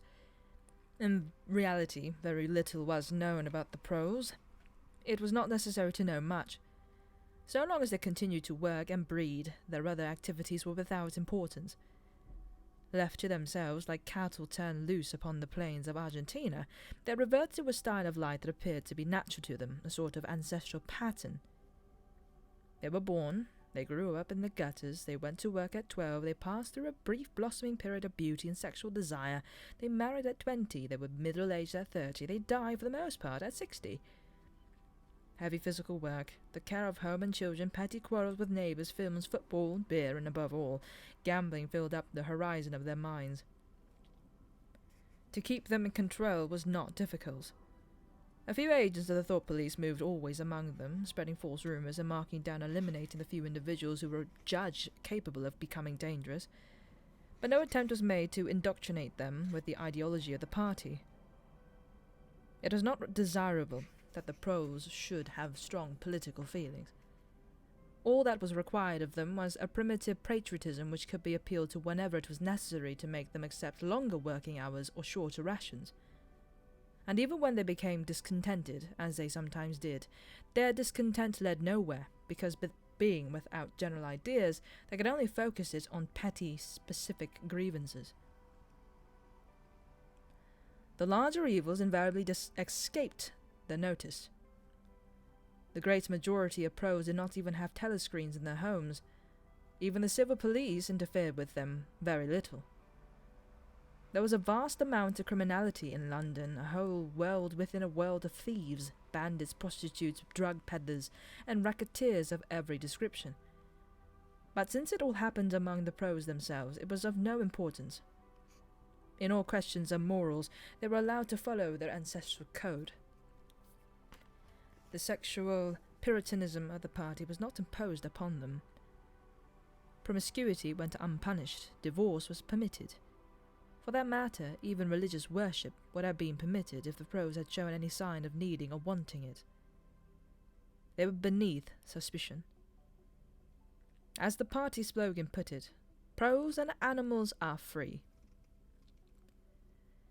Winston reached down and cautiously scratched his varicose ulcer. It had begun itching again. The thing you invariably came back to was the impossibility of knowing what life before the revolution had really been like. He took out of the drawer a copy of a children's history textbook which he had borrowed from Mrs. Parsons and began copying a passage into the diary. In the old days, it ran, before the glorious revolution, London was not the beautiful city that we know it today. It was a dark, dirty, miserable place where hardly anybody had enough to eat and where hundreds and thousands of poor people had no boots on their feet and not even a roof to sleep under. Children no older than you had to work 12 hours a day for cruel masters who flogged them with whips if they worked too slowly and fed them on nothing but stale bread crusts and water.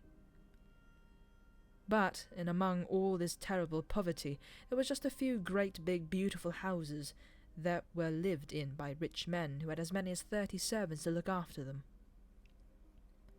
These rich men were called capitalists. They were fat, ugly men with wicked faces like the one in the picture on the opposite page. You can see that he is dressed in a long black coat, which was called a frock coat, and a queer, shiny hat shaped like a stovepipe, which is called a top hat. This was the uniform of the capitalists, and no one else was allowed to wear it. The capitalists owned everything in the world, and everyone else was their slave. They owned all the land, all the houses, all the factories, and all the money. If anyone disobeyed them, they could throw them into prison, or they could take his job away and starve him to death. When any ordinary person spoke to a capitalist, he had to cringe and bow to him, and take off his cap and address him as Sir. The chief of all the capitalists was called the King, but he knew the rest of the catalogue.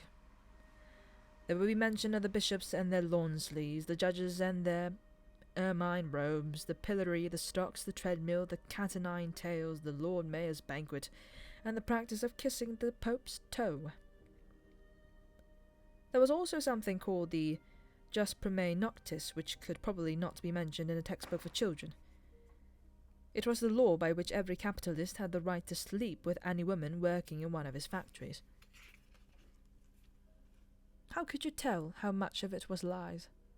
It might be true that the average person was better off now than he had been before the revolution.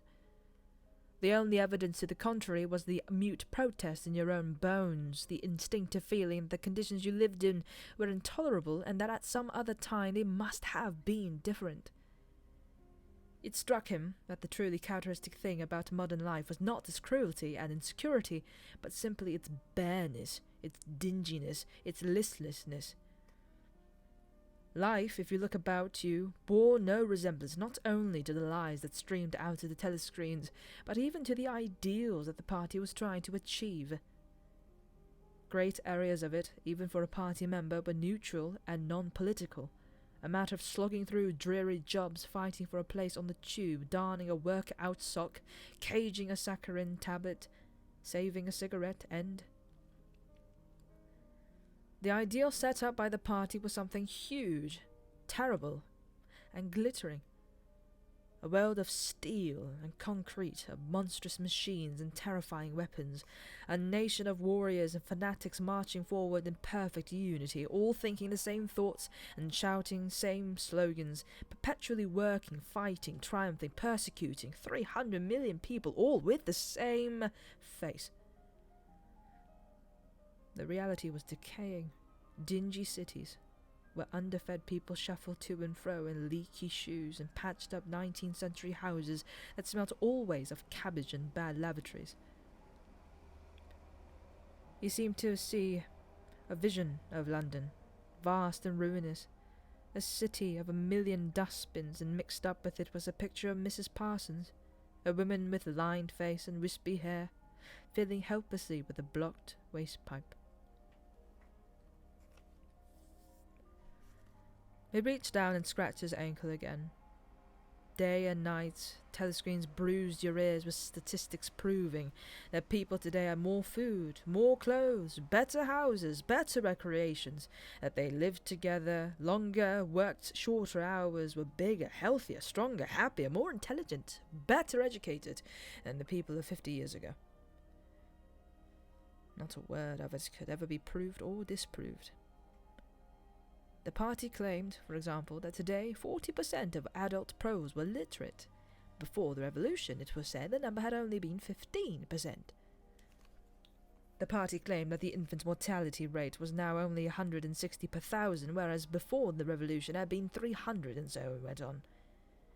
It is like a single equation with two unknowns. It might very well be that literally every word in the history books, even the things that one accepted without question, was pure fantasy. For all he knew, there might never have been any such law as the Jus Primae Noctis, or any such creature as a capitalist, or any such garment as a top hat. Everything faded into mist. The past was erased, the erasure was forgotten, the lie became truth. Just once in his life he had possessed, after the event, that was what counted, concrete, unmistakable evidence of an act of falsification. He had held it between his fingers for as long as 30 seconds.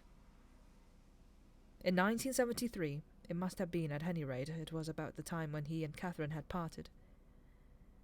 But really, the really relevant date was 7 or 8 years earlier. The story really began in the middle 60s, the period of the Great Purges in which the original leaders of the revolution were wiped out once and for all. By 1970, none of them was left, except Big Brother himself.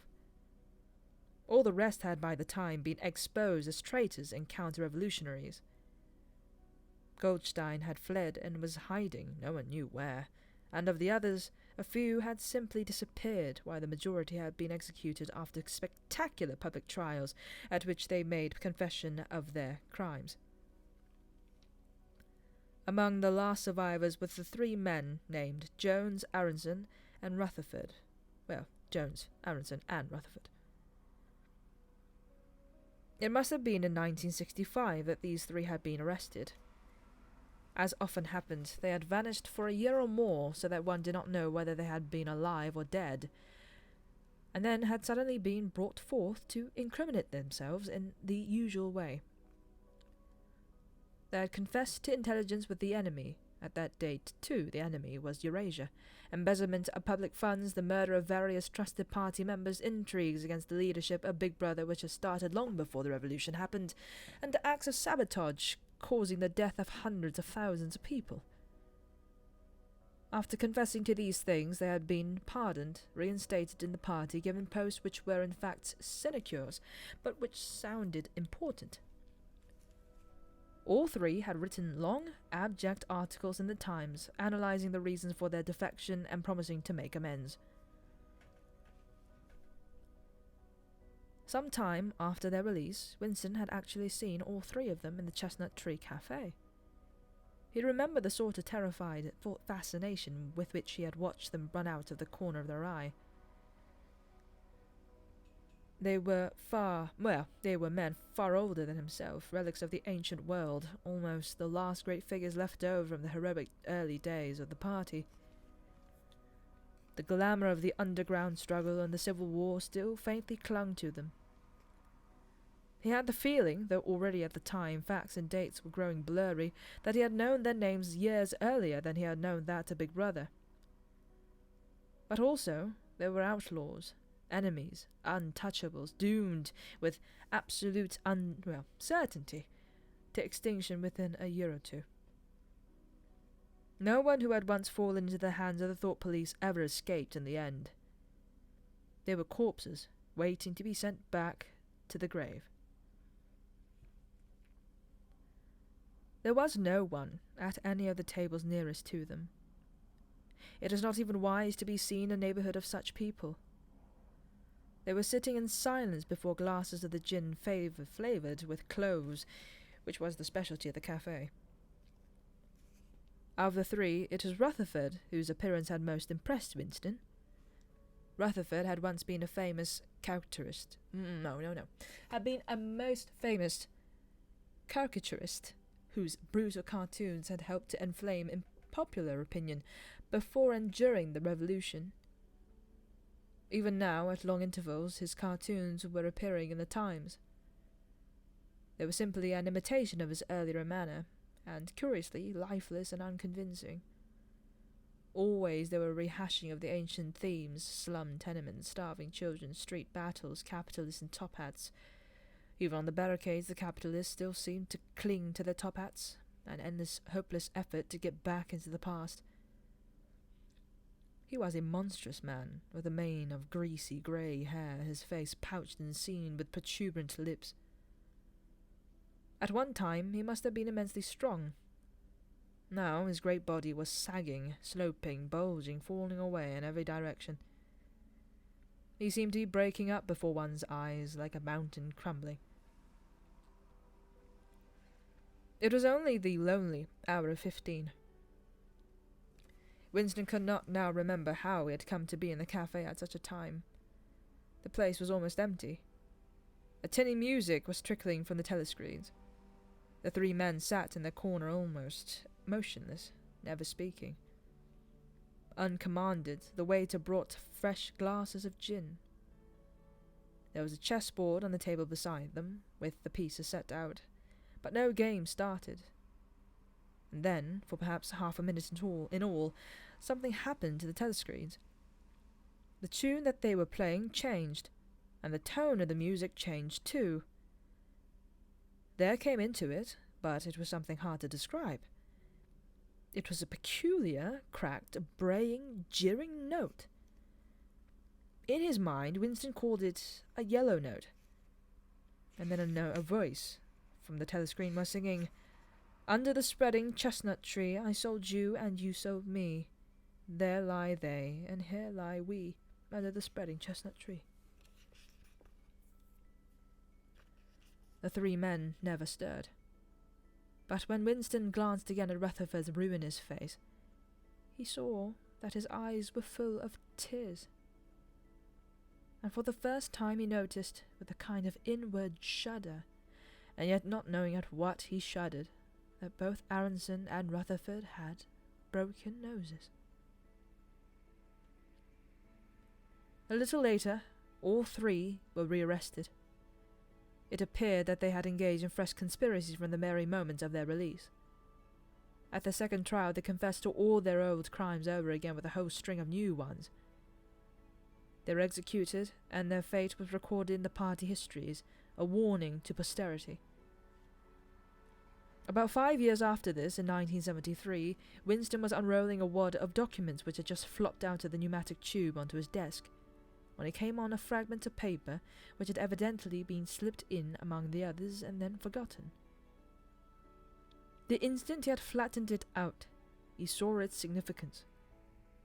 It was a half-page torn out of the Times of about 10 years earlier, the top half of the page, so that it included the date, and it contained a photograph of the delegates at some party function in New York. Prominent in the middle of the group was Jones, Aronson, and Rutherford. There was no mistaking them. In any case, their names were in the caption at the bottom. The point was that at both trials all three men had confessed that on that date they had been on Eurasian soil. They had flown from a secret airfield in Canada to a rendezvous point somewhere in Siberia, and had conferred with members of the Eurasian General Staff to whom they had betrayed important military secrets. The date had stuck in Winston's memory because it chanced to be Midsummer Day, but the whole story must be on record in countless other places as well. There was only one possible conclusion. The confessions were lies.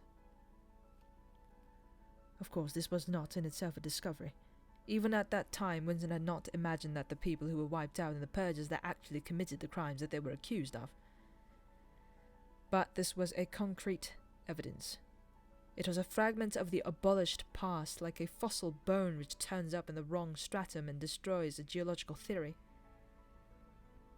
It was enough to blow the party to atoms, if in some way it could have been published to the world and its significance made known.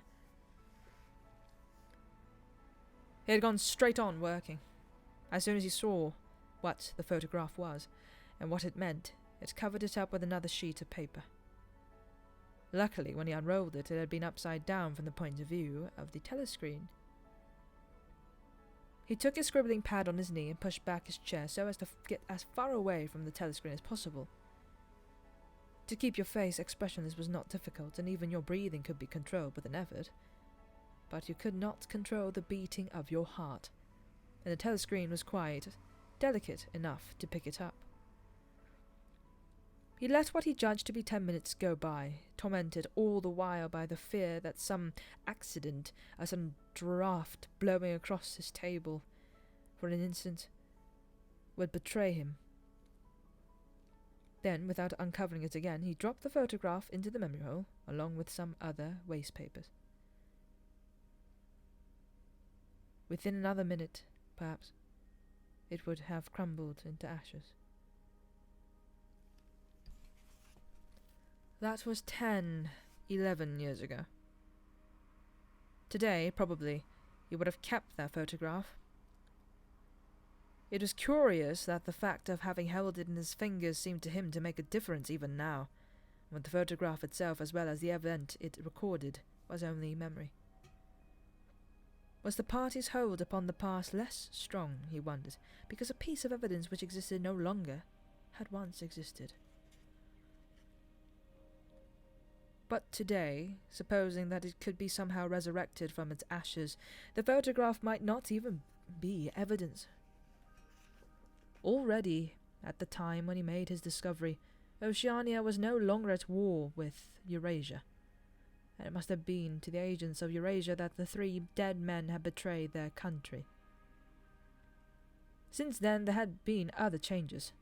2, 3, he could not remember how many. Very likely the confessions had been rewritten and rewritten so the original facts and dates no longer had the smallest significance. The past not only changed, but changed continuously. What most afflicted him with the sense of nightmare was that he had never clearly understood why the huge imposture was undertaken.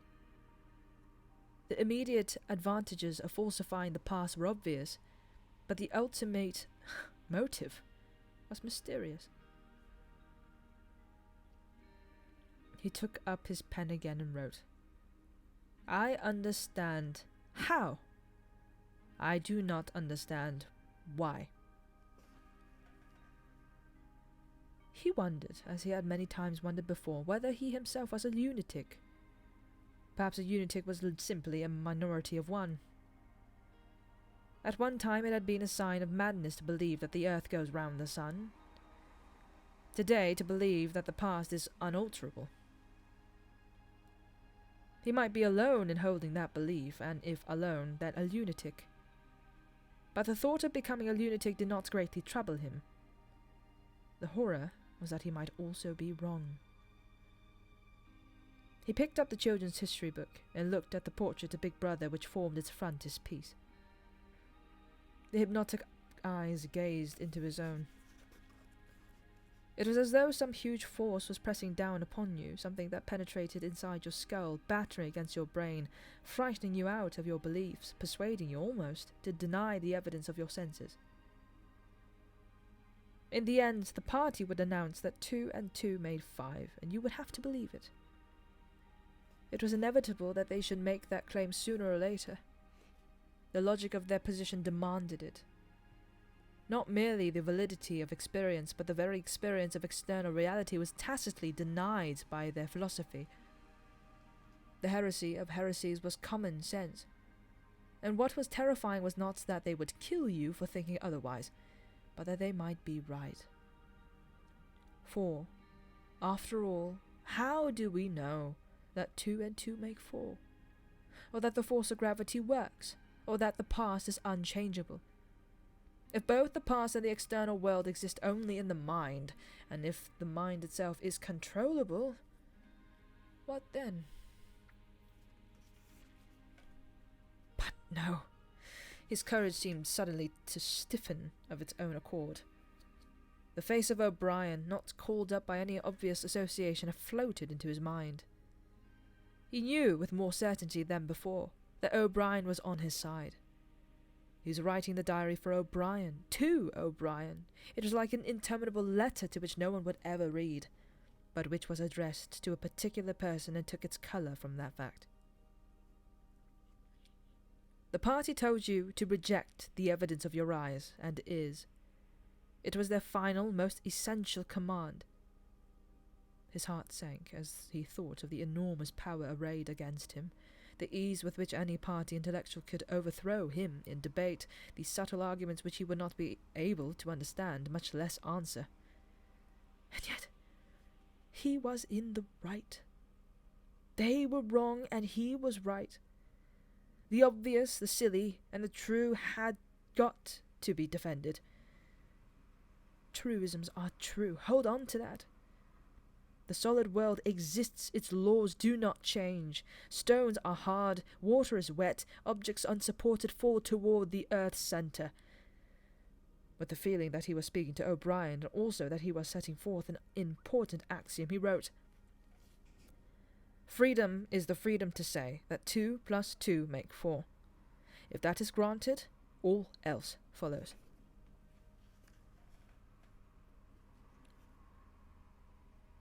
From somewhere at the bottom of a passage, the smell of roasting coffee, real coffee, not Victory coffee, came floating out into the street. Winston paused involuntarily. For perhaps 2 seconds he was back in the half-forgotten world of his childhood.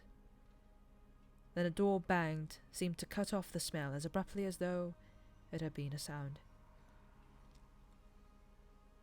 He had walked several kilometers over pavements, and his varicose ulcer was throbbing. This was the second time in 3 weeks that he had missed an evening at the community centre.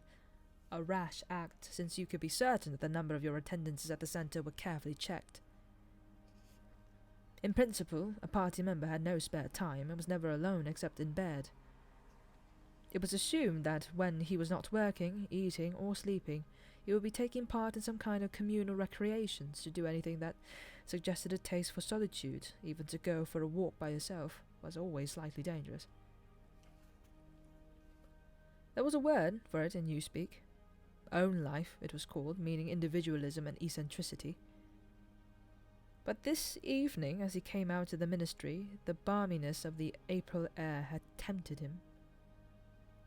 The sky was warmer blue than he had seen it that year, and suddenly the long, noisy evening at the centre, the boring, exhausting games, the lectures, the creaking camaraderie oiled by gin, had seemed intolerable. On impulse, he had turned away from the bus stop and wandered off into the labyrinth of London, first south, then east, then north again, losing himself along unknown streets and hardly bothering in which direction he was going. If there is hope, he had written in the diary, it lies in the prose. The words kept coming back to him, a statement of a mystical truth and a palpable absurdity. He was somewhere in the vague, brown-coloured slums, the north and east of what had once been St. Pancras Station. He was walking up a cobbled street of little 2-story houses with battered doorways which gave straight on to the pavement, which was now somehow curiously suggestive of rat holes. There were puddles of filthy water here and there among the cobbles. In and out of the dark doorways and down narrow alleyways that branched off on either side, people swarmed in astonishing numbers. Girls in full bloom with crudely lipsticked mouths, and youths who chased the girls, and swollen waddling women who showed you what the girls would be like in 10 years' time, and old bent creatures shuffling along on splayed feet, and ragged bare-footed children who played in the puddles and then scattered angry yells from their mothers. Perhaps a quarter of the windows in the streets were broken and boarded up. Most of the people paid no attention to Winston. A few eyed him with a sort of guarded curiosity. 2 monstrous women with brick-red forearms folded across their aprons were talking outside a doorway. Winston caught scraps of conversation as he approached. "Yes, I says to her, that's all very well, I says, but if you'd been in my place, you'd been done the same as what I done. It's easy to criticise, I says, but you ain't got the same problems as what I got." "No," said the other, "that's just it, that's just where it is." The strident voices stopped abruptly. The women studied him in hostile silence as he went past. But it was not hostility exactly, merely a kind of wariness, a momentary stiffening as at the passing of some unfamiliar animal. The blue overalls of the party could not be a common sight in a street like this. Indeed, it was unwise to be seen in such places unless you had a definite business there. The patrols might stop you if you happened to run into them. "May I see your papers, comrade?" "What are you doing here? What time did you leave work? Is this your usual way home?" And so on and so forth. Not that there was any rule against walking home by an unusual route, but it was enough to draw attention to you if the thought police heard about it. Suddenly the whole street was in commotion. There were yells of warning from all sides. People were shooting into the doorways like rabbits. A young woman leaped out of the doorway a little ahead of Winston, grabbed up a tiny child playing in the puddle, whipped her apron around it, and leaped back again, all in one movement. At the same instant, a man in a concertina-like black suit, who had emerged from a side alley, ran toward Winston, pointing excitedly to the sky. "Steamer!" he yelled. "Look out, governor! Bang overhead! Lay down quick!" Steamer was a nickname which, for some reason, the pros applied to rocket bombs. Winston promptly flung himself on his face. The pros were nearly always right when they gave you a warning of this kind. They seemed to possess some kind of instinct which told them several seconds in advance when a rocket was coming, although the rocket supposedly travelled faster than sound. Winston clasped his forearms about his head. There was a roar that seemed to make the pavement heave. A shower of light objects pattered onto his back. When he stood up, he found that he was covered with fragments of glass from the nearest window. He walked on. The bomb had demolished a group of houses 200 meters up the street. A black plume of smoke hung in the air, and below it a cloud of plaster dust in which a crowd was already forming around the ruins. There was a little pile of plaster lying on the pavement ahead of him, and in the middle of it he could see a bright red streak. When he got up to it, he saw that it was a human hand, severed at the wrist. Apart from the bloody stump, the hand was so completely whitened as to resemble a plaster cast. He kicked the thing into the gutter, and then, to avoid the crowd, turned down a side street to the right. Within 3 or 4 minutes, he was out of the area where the bomb had affected, and the sordid, swarming life of the sheets was going on as though nothing had happened. It was nearly 20 hours, and the drinking shops which the pros frequented, pubs they called them, were choked with customers. From their grimy swing doors, endlessly opening and shutting, there came forth the smell of urine, sawdust, and sour beer. In an angle formed by a projecting house front, 3 women were standing very close together. 3 men were standing very close together, the middle one of them holding a folded-up newspaper, which the other 2 were studying over his shoulders. Even before he was near enough to make out the expression of their faces, Winston could see absorption in every line of their bodies. It was obviously some serious piece of news that they were reading. He was a few paces away from them when suddenly the group broke up and 2 of the men were in a violent altercation. For a moment they seemed almost at the point of blows. "Can't you bleeding well listen to what I say? I tell you, no number ending in 781 over 14 months. Yeah, it has then. No, it has not. Come on, I get the rule of them for over 2 years wrote down on a piece of paper. It takes them down regular as a clock. As I tell you, no number ending in 7. Yes, a 7 as 1. I could pretty near tell you the bleeding number. 407 it ended in. It were in February, 2nd week in February. February, your grandmother. I got it all down in black and white, and I tell you, no number. Oh, pack it in, said the 3rd man. They're all talking about the lottery. Winston looked back when he had gone 30 meters. They were still arguing with vivid, passionate faces. A lottery, with its weekly payout of enormous prizes, was the one public event to which the pros paid serious attention. It was probable that there were some millions of pros for whom the lottery was the principal, if not the only reason for remaining alive. It was their delight, their folly, their anodyne, their intellectual stimulant.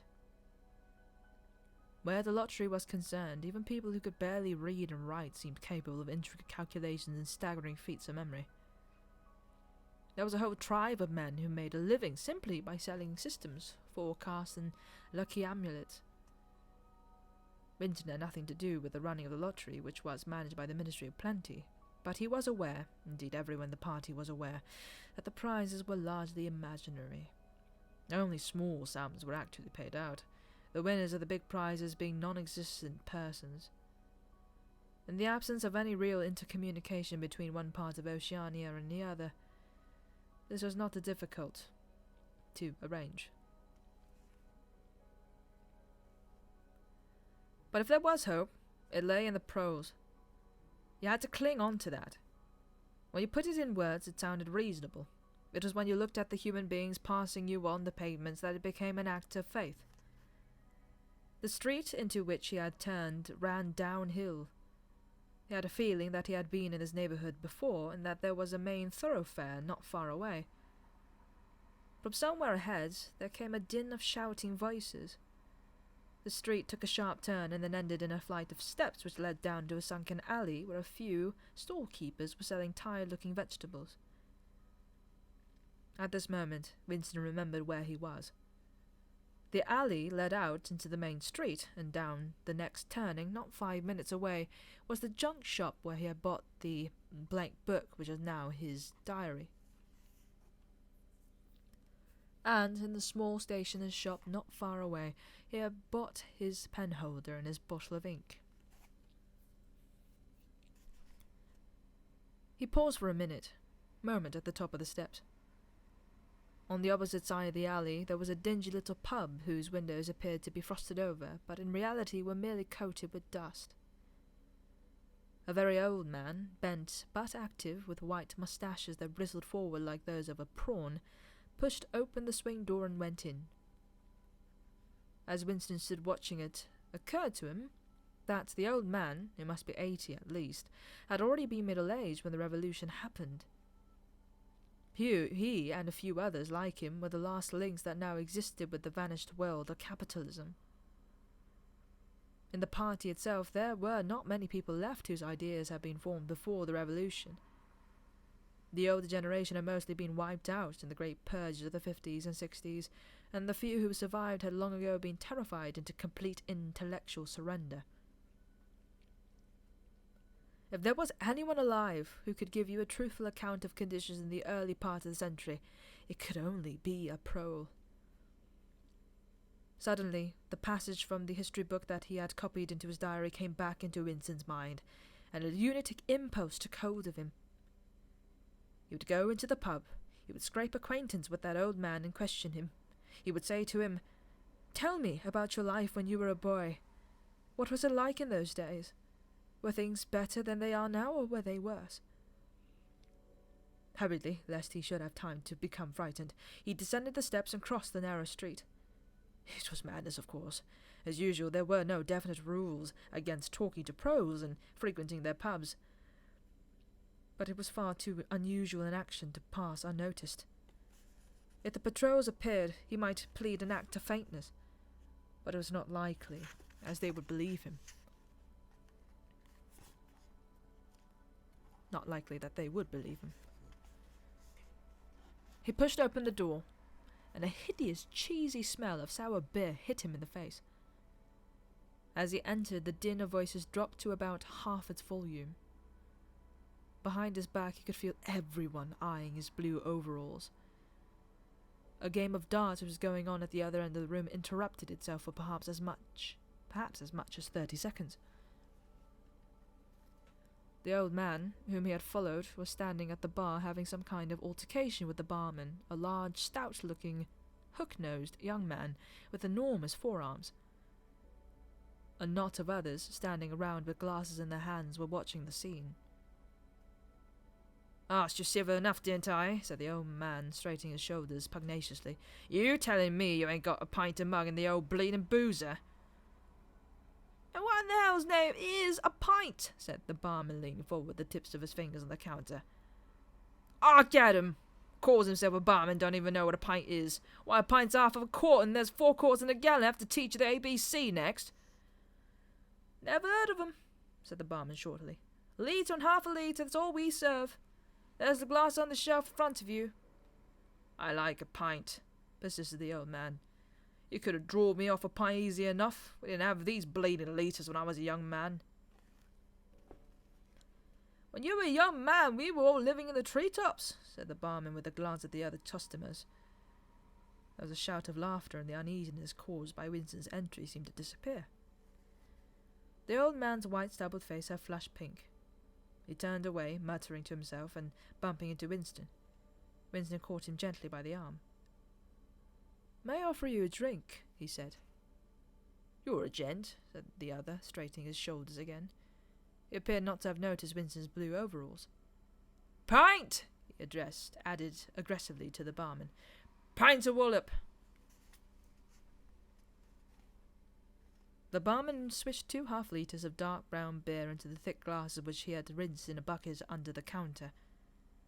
Beer was the only drink you could get in pro pubs. The pros were supposed not to drink gin, though in practice they could get hold of it easily enough. The game of darts was in full swing again, and the knots of men at the bar had begun talking about lottery tickets. Winston's presence was forgotten for the moment.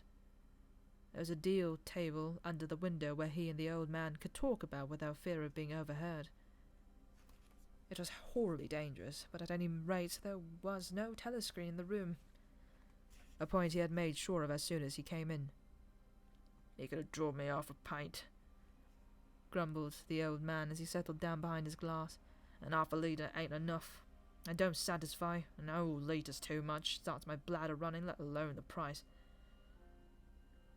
"You must have seen great changes since you were a young man," said Winston tentatively. The old man's pale blue eyes moved from the darts boards to the bar, and from the bar to the door of the gents, as though it were in the bar room that he expected the changes to have occurred. "The beer was better," he said finally, "and cheaper. When I was a young man, mild beer, wallop used to call it, was a 4 pence a pint. That was before the war, of course." "Which war was that?" said Winston. "All the wars," said the old man vaguely. He took up his glass and his shoulders straightened again. "Here's wishing you the very best of health." In his lean throat, the sharp-pointed Adam's apple made a surprisingly rapid up-and-down movement, and the beer vanished. Winston went to the bar and came back with 2 more half-litres. The old man appeared to have forgotten his prejudice against drinking a full litre. "You are very much older than I am," said Winston. "You must have been a grown man before I was born. You can remember what it was like in the old days before the Revolution. People of my age don't really know anything about those times. We can only read about them in books, and what it says in the books may not be true. I should like your opinion on that. The history books say that life before the Revolution was completely different from what it is now. There was the most terrible oppression, injustice, poverty, worse than anything we can imagine. Here in London, the great mass of people never had enough to eat from birth to death. Half of them hadn't even boots on their feet. They worked 12 hours a day and they left school at 9. They slept 10 in a room, and at the same time there were very few people, only a few thousands. The capitalists, they were called, who were rich and powerful. They owned everything, and there was to own. They lived in great gorgeous houses with 30 servants. They rode about in motor cars and 4-horse carriages. They drank champagne. They wore top hats." The old man brightened suddenly. "Top hats!" he said. "Funny you should mention 'em. The same thing come into my head only yesterday. I don't know why. I just thinking. I ain't seen a top hat in years. Gone right out, they have. Last time I wore one was at my sister-in-law's funeral, and that was, well, I couldn't give you the date, but it must have been 50 years ago. Of course, it was only I for the occasion, you understand." "It isn't very important about the top hats," said Winston patiently. "The point is, these capitalists, they and a few lawyers and priests and so forth who lived on them, were the lords of the earth. Everything existed for their benefit. You, the ordinary people, the workers, were their slaves. You could do what they liked with you.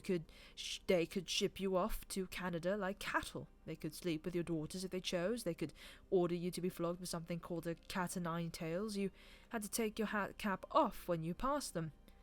Every capitalist went about with a gang of lackeys who—" The old man brightened again. "Lackeys," he said. "Now there's a word I ain't heard since ever so long. Lackeys. That regular takes me back, that does. I recollect, donkeys years ago, I used to be someone to go to Hyde Park of a Sunday afternoon to hear the blokes making speeches. Salvation Army, Roman Catholics, Jews, Indians, all sorts there was. There was one bloke, well, I couldn't give you his name, but a real powerful speaker was... Then I forgive him. Lackeys, he says, lackeys, the bourgeoisie, flunkies, the ruling class, parasites, that was another of them. And hyenas. I definitely call them hyenas. Of course, it is referring to the Labour Party, you understand." Winston had the feeling that they were talking at cross purposes. "What I really wanted to know was this," he said. "Do you feel that you have more freedom now than you had in those days? Are you treated more like a human being? In the old days, the rich people, the people at the top—" "The House of Lords," put in the old man reminiscently. "The House of Lords, if you like. What I'm asking is, were these people able to treat you as an inferior simply because they were rich and you were poor? Is it a fact, for instance, that you had to call them sir and take off your cap when you passed them? The old man appeared to think deeply. He drank off about a quarter of his beer before answering. Yes, he said. They liked you to touch your cap to 'em. It showed respect, like. I didn't agree with it myself, but I'd done it often enough. Had to, as you might say. And was it usual? I'm only quoting what I read in history books. Was it usual for these people and their servants to push you off the pavement into the gutter? One of 'em pushed me once, said the old man. I recollected as it was yesterday. It was boat race night. Terrible row they used to get about boat race night. I bumps into a young bloke on a Shaftesbury Avenue. Quite the gent he was. Dress shirt, top hat, black overcoat. It was kind of zigzagging across the pavement and bumps into him accidental like. He says, "Why can't you look where you're going?" he says. I says, "Do you think, what the bleeding pavement?" he says. "I'll twist your bloody head off and you get fresh with me." I says, "You're drunk. I'll give you a charge in half a minute." I says. And if you believe me, it puts his hand on my chest and gives me a shove as pretty near sent me under the wheels of a bus. Well, I was young in them days. I was going to have fetched him in one only. A sense of helplessness took hold of Winston. The old man's memory was nothing but a rubbish heap of details. One could question him all day without getting any real information. The party histories might still be true after a fashion. They might even be completely true. He made a last attempt. "Perhaps I have not made myself clear," he said. "What I am trying to say is this. You have been alive a very long time. You lived half your life before the Revolution. In 1925, for instance, you were already grown up. Would you say, from that what you can remember, that life in 1925 was better than it is now, or worse? If you could choose, would you prefer to live then, or now?" The old man looked meditatively at the darts board. He finished up his beer more slowly than before. When he spoke it was with a tolerant, philosophic air, as though the beer had mellowed him. "I know what you expect me to say," he said. "You expect me to say I'd sooner be younger again. Most people'd say they'd sooner be young, if you asked them. You got your health and strength when you're young. When we get to my time of life, you ain't never well. I suffer something wicked from my feet, and my bladder's just terrible. 6 and 7 times a night it has me out of bed. On the other hand, there's a great advantage of being an old man. I ain't got the same worries, no truck with women, that's a great thing. I ain't had a woman for near on 30 years, if you credit me. I wanted to, what's more." Winston sat back against the windowsill. There was no use going on. He was about to buy some more beer when the old man suddenly got up and shuffled rapidly into the stinking urinal at the side of the room. The extra half-litre was already working on him. Winston sat for a minute or two gazing at his empty glass and hardly noticed when his feet carried him out into the street again.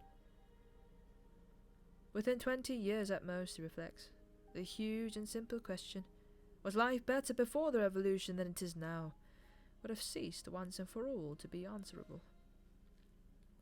But in effect it was unanswerable even now, since the few scattered survivors from the ancient world were incapable of comparing one age with another.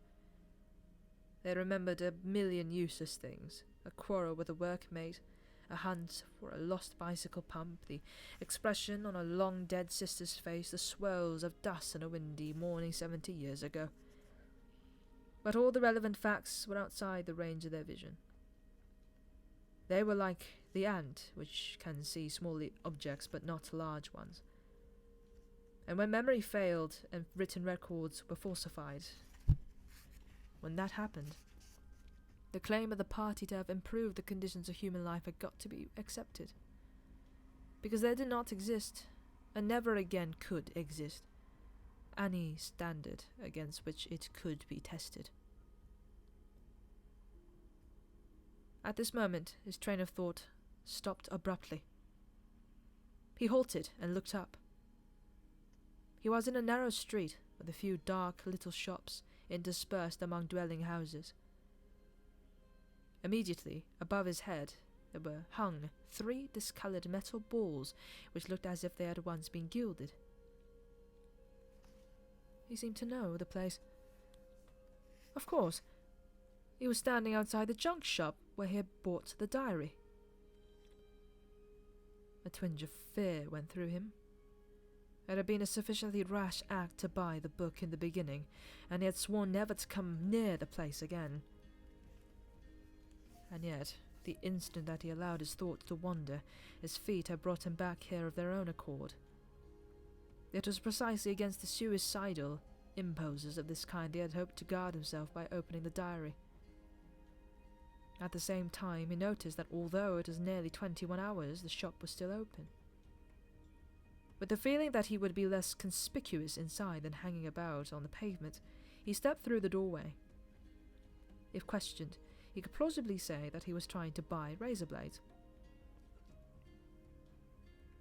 The proprietor had just lighted a hanging oil lamp, which gave off an unclean but friendly smell. He was a man of perhaps 60, frail and bowed, with a long, benevolent nose, and mild eyes distorted by thick spectacles. His hair was almost white, but his eyebrows were bushy and still black. His spectacles, his gentle, fussy movements, and the fact that he was wearing an aged jacket of black velvet gave him a vague air of intellectuality, as though he had been some kind of literary man, or perhaps a musician. His voice was soft, as though faded, and his accent less debased than that of the majority of proles. "I recognized you on the pavement," he said immediately. "You're the gentleman that bought the young lady's keepsake album. That's a beautiful bit of paper, that was. Cream-laid, it used to be called. There's been no paper like that made for, I dare say, 50 years. He peered at Winston over the top of his spectacles. "Is there anything else special I can do for you? Or did you just want to look around?" "I was passing," said Winston vaguely. "I just looked in. I don't want anything in particular." "It's just as well," said the other, "because I don't suppose I could have satisfied you." He made an apologetic gesture with his soft-palmed hand. "You see how it is. An empty shop, you might say. Between you and me, the antique trade's just about finished. No demand any longer, no stock either. Furniture, china, glass has all been broken up by degrees. And of course the metal stuff's mostly been melted down. I haven't seen a brass candlestick in years." The tiny interior of the shop was in fact uncomfortably full, but there was almost nothing in it of the slightest value. The floor space was very restricted because all round the walls were stacked innumerable dusty picture frames. In the window there were trays of nuts and bolts, worn-out chisels, penknives with broken blades, tarnished watches that did not even pretend to be going order, and other miscellaneous rubbish. Only on a small table in the corner were there a litter of odds and ends, lacquered snuff-boxes, agate brooches, and the like, which looked as though they might include something interesting. As Winston wandered toward the table, his eyes was caught by a round, smooth thing that gleamed softly in the lamplight, and he picked it up. It was a heavy lump of glass, curved on one end, flat on the other, making almost a hemisphere. There was a peculiar softness as of rainwater in both the colour and texture of the glass. At the heart of it, magnified by the curved surface, there was a strange, pink, convoluted object that recalled a rose or a sea anemone. "What is it?" said Winston, fascinated. "That's coral, that is," said the old man. "It must have come from the Indian Ocean. They used to be kind of embedded in the glass.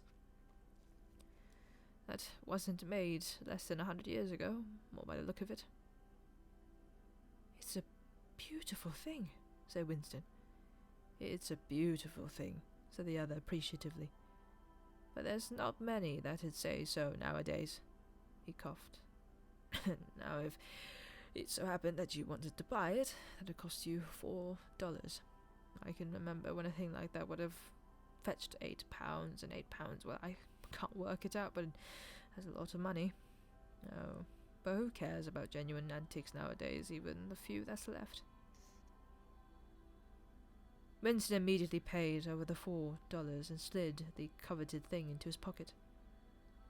What appealed to him about it was not so much its beauty, as the air it seemed to possess of belonging to an age quite different from the present one. The soft, rain-watery glass was not like any glass that he had ever seen. The thing was doubly attractive because of its apparent uselessness, though he could guess that it must have once been intended as a paperweight. It was very heavy in his pocket, but fortunately it did not make much of a bulge. It was a queer thing, even as a compromising thing for a party member to have in his possession. Anything old, and for that matter anything beautiful, was always vaguely suspect. The old man had grown noticeably more cheerful after receiving the $4. Winston realized that he would have accepted 3 or even 2. "There's another room upstairs you might care to take a look at," he said. "There's not much in it, just a few pieces. We'll do with the light if we're going upstairs." He lit another lamp and, bowed back, led the way slowly up the steep and worn stairs and along a tiny passage into a room which did not give on the street but looked out on a cobbled yard and a forest of chimney pots. Winston noticed that the furniture was still arranged as though the room were meant to be lived in. There was a strip of carpet on the floor, a picture or two on the walls, and a deep, slatternly armchair drawn up to the fireplace. An old-fashioned glass clock with a 12-hour face was ticking away on a mantelpiece. Under the window, and occupying nearly a quarter of the room, was an enormous bed with the mattress still on it.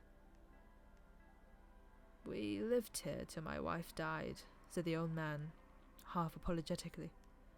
"I'm selling the furniture off little by little. Now, that's a beautiful mahogany bed, or at least it would be if you could get the bugs out of it. But I dare say you'd find it a little bit cumbersome." He was holding the lamp high up, so as to illumine the whole room, and in the warm, dim light the place looked curiously inviting. The thought flitted through Winston's mind that it would probably be quite easy to rent the room for a few dollars a week, if he dared to take the risk.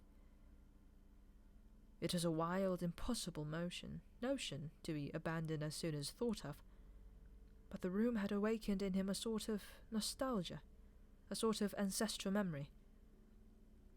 It seemed to him that he knew exactly what it felt like to sit in a room like this, in an armchair beside an open fire with your feet in the fender and a kettle on the hob, utterly alone, utterly secure, with nobody watching you, no voice pursuing you, no sound except the singing of the kettle and the friendly ticking of the clock. "There's no telescreen," he could not help murmuring. "Ah," said the old man, "I never had one of those things. Too expensive. I never seemed to feel the need of it, somehow. No, it's a nice gate-leg table in the corner there, though of course you'd have to put new hinges on if you wanted to use the flaps." There was a small bookcase in the other corner, and Winston had already gravitated toward it. It contained nothing but rubbish. The hunting down and destruction of books had been done with the same thoroughness in the pro quarters as everywhere else. It was very unlikely that there existed anywhere in Oceania a copy of a book printed earlier than 1960. The old man still carrying the lamp was standing in front of a picture in a rosewood frame which hung on the other side of the fireplace opposite the bed. "Now, if you happen to be interested in old prints at all," he began delicately. Winston came across to examine the picture. It was a steel engraving of an oval building with rectangular windows, and a smaller tower in front. There was a railing running around the building, and at the rear end there was what appeared to be a statue. Winston gazed at it for some moments. It seemed vaguely familiar, though he did not remember the statue. "The frame's fixed to the wall," said the old man. but I could unscrew for you, I dare say." "I know that building," said Winston finally. "It's a ruin now. It's in the middle of the street outside the Palace of Justice." "That's right, outside the law courts. It was bombed in, many years ago. It was a church at one time. St. Clement's Day its name was." He smiled apologetically, as though conscious of saying something slightly ridiculous, and added, "Oranges and lemons say the bells of St. Clement's." "What's that?" said Winston. "Oh, oranges and lemons say the bells of St. Clement's. That was a rhyme we had when I was a little boy. How it goes on, I don't remember, but I do know how it ended up. Here comes a candle to light you to bed. Here comes a chopper to chop off your head." It was a kind of dance. They held out their arms for you to pass under. When they came to "Here comes a chopper to chop off your head," they brought their arms down and caught you. It was just names of churches. All the London churches were in it, all the principal ones, that is. Winston wondered vaguely to what century the church belonged. It was always difficult to determine the age of a London building. Anything large and impressive, if it was reasonably new in appearance, was automatically claimed as having been built since the Revolution, while anything that was obviously of earlier date was described as some dim period called the Middle Ages. The centuries of capitalism were held to have produced nothing of any value. One could not learn history from architecture any more than one could learn it from books.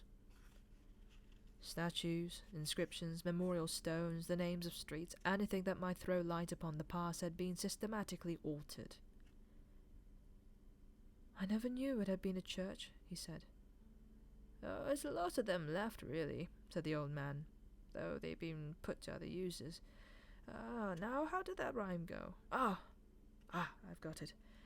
Oranges and lemons, says the bells of St. Clement's. You owe me 3 farthings, says the bells of St. Martin's. There. Now, that's as far as I can get. A farthing, that was a small copper coin, something like a cent." "Where was St. Martin's?" said Winston. "St. Martin's? That's still standing.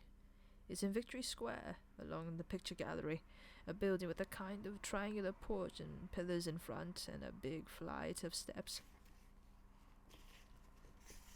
Winston knew the place well. It was a museum used for propaganda displays of various kinds. Scale models of rocket bombs and floating fortresses, waxwork, tableau illustrating enemy atrocities and the like. "St. Martin's is the fields, it used to be called," supplemented the old man, "though I don't recollect any fields anywhere in those parts." Winston did not buy the picture. It would have been an even more incongruous possession than a glass paperweight, and impossible to carry home unless it was taken out of its frame. But he lingered for some minutes more, talking to the old man, whose name he discovered was not Weeks, as one might have gathered from the inscription over the shop front, but Charrington. Mr. Charrington, it seemed, was a widower aged 63, and had inhabited the shop for 30 years. Throughout that time he had been intending to alter the name over the window, but had never quite got to the point of doing it. All the while that they were talking, the half-remembered rhyme kept running through Winston's head. "Oranges and lemons, says the bells of St. Clement's. You owe me 3 farthings, says the bells of St. Martin's." It was curious, but when you said it to yourself, you had the illusion of actually hearing bells, and the bells of a lost London that was still existed somewhere or other, disguised and forgotten. From one ghostly steeple after another he seemed to hear them pealing forth. Yet so far as he could remember, he had never in any real life heard church bells ringing. He got away from Mr. Charrington and went down the stairs alone, so as not to let the old man see him reconnoitring the street before stepping out of the door. He had already made up his mind that after a suitable interval, a month, say, he would take the risk of visiting the shop again. It was perhaps not more dangerous than shirking an evening at the centre. The serious piece of folly had been to come back here in the first place, after buying the diary without knowing whether the proprietor of the shop could be trusted. However, yes, he thought again, he would come back. He would buy further scraps of beautiful rubbish. He would buy the engraving of St. Clement's Danes, take it out of its frame and carry it home concealed in the jacket of his overalls. He would drag the rest of that poem out of Mr. Sharrington's memory.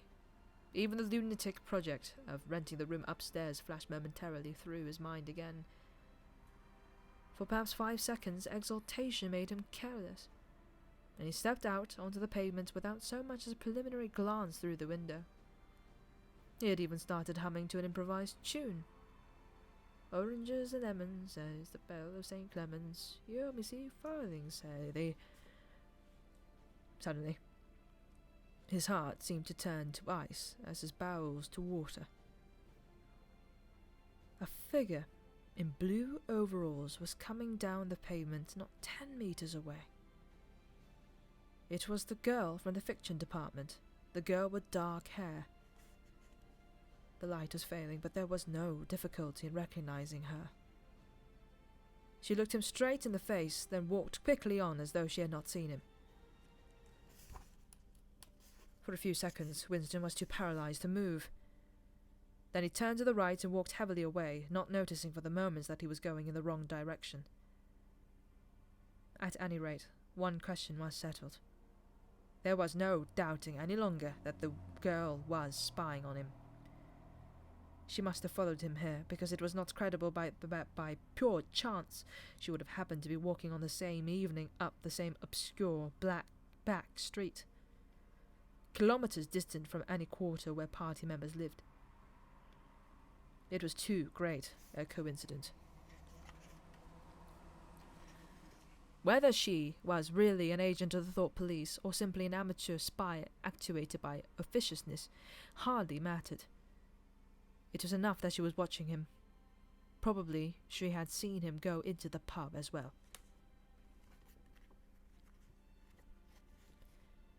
It was an effort to walk. The lump of glass in his pocket banged against his thigh at each step, and he was half-minded to take it out and throw it away. The worst thing was the pain in his belly. For a couple of minutes he had the feeling that he would die if he did not reach a lavatory soon. But there would be no public lavatories in a quarter like this. Then the spasm passed, leaving a dull ache behind. The street was a blind alley. Winston halted, stood for several seconds wondering vaguely what to do, then turned around and began to retrace his steps. As he turned, it occurred to him that the girl had only passed him 3 minutes ago, and that by running he could probably catch up with her. He could keep on her track until they were in some quiet place, and then smash her skull in with a cobblestone. The piece of glass in his pocket would be heavy enough to do the job. But he abandoned the idea immediately, because even the thought of making any physical effort was unbearable. He could not run. He could not strike a blow. Besides, she was young and lusty and would defend herself. He thought also of hurrying to the community centre and staying there till the place closed, so as to establish a partial alibi for the evening. But that too was impossible. A deadly lassitude had taken hold of him. All he wanted was to get home quickly and sit down and be quiet. It was after 22 hours when he got back to the flat. The lights would be switched off at the main at 23:30. He went into the kitchen and swallowed nearly a teacup full of Victory gin. Then he went to the table in the alcove, sat down and took the diary out of the drawer. But he did not open it at once. From the telescreen, a brassy female voice was squalling a patriotic song. He sat staring at the marbled cover of the book, trying without success to shut the voice out of his consciousness. It was at night that they came for you. Always at night. The proper thing was to kill you before they got you. Undoubtedly some people did so. Many of the disappearances were actually suicides, but it needed desperate courage to kill yourself in a world where firearms or any quick and certain poison were completely unprocurable. He thought with a kind of astonishment of the biological uselessness of pain and fear, the treachery of the human body which always freezes into inertia at exactly the moment when a special effort is needed. He might have silenced the dark-haired girl if only he had acted quickly enough. But precisely because of this extremity of his danger, he had lost the power to act. It struck him that in moments of crisis one is never fighting against an external enemy, but always against one's own body. Even now, in spite of the gin, the dull ache in his belly made consecutive thought impossible. And it is the same, as he perceived, in all seemingly heroic or tragic situations.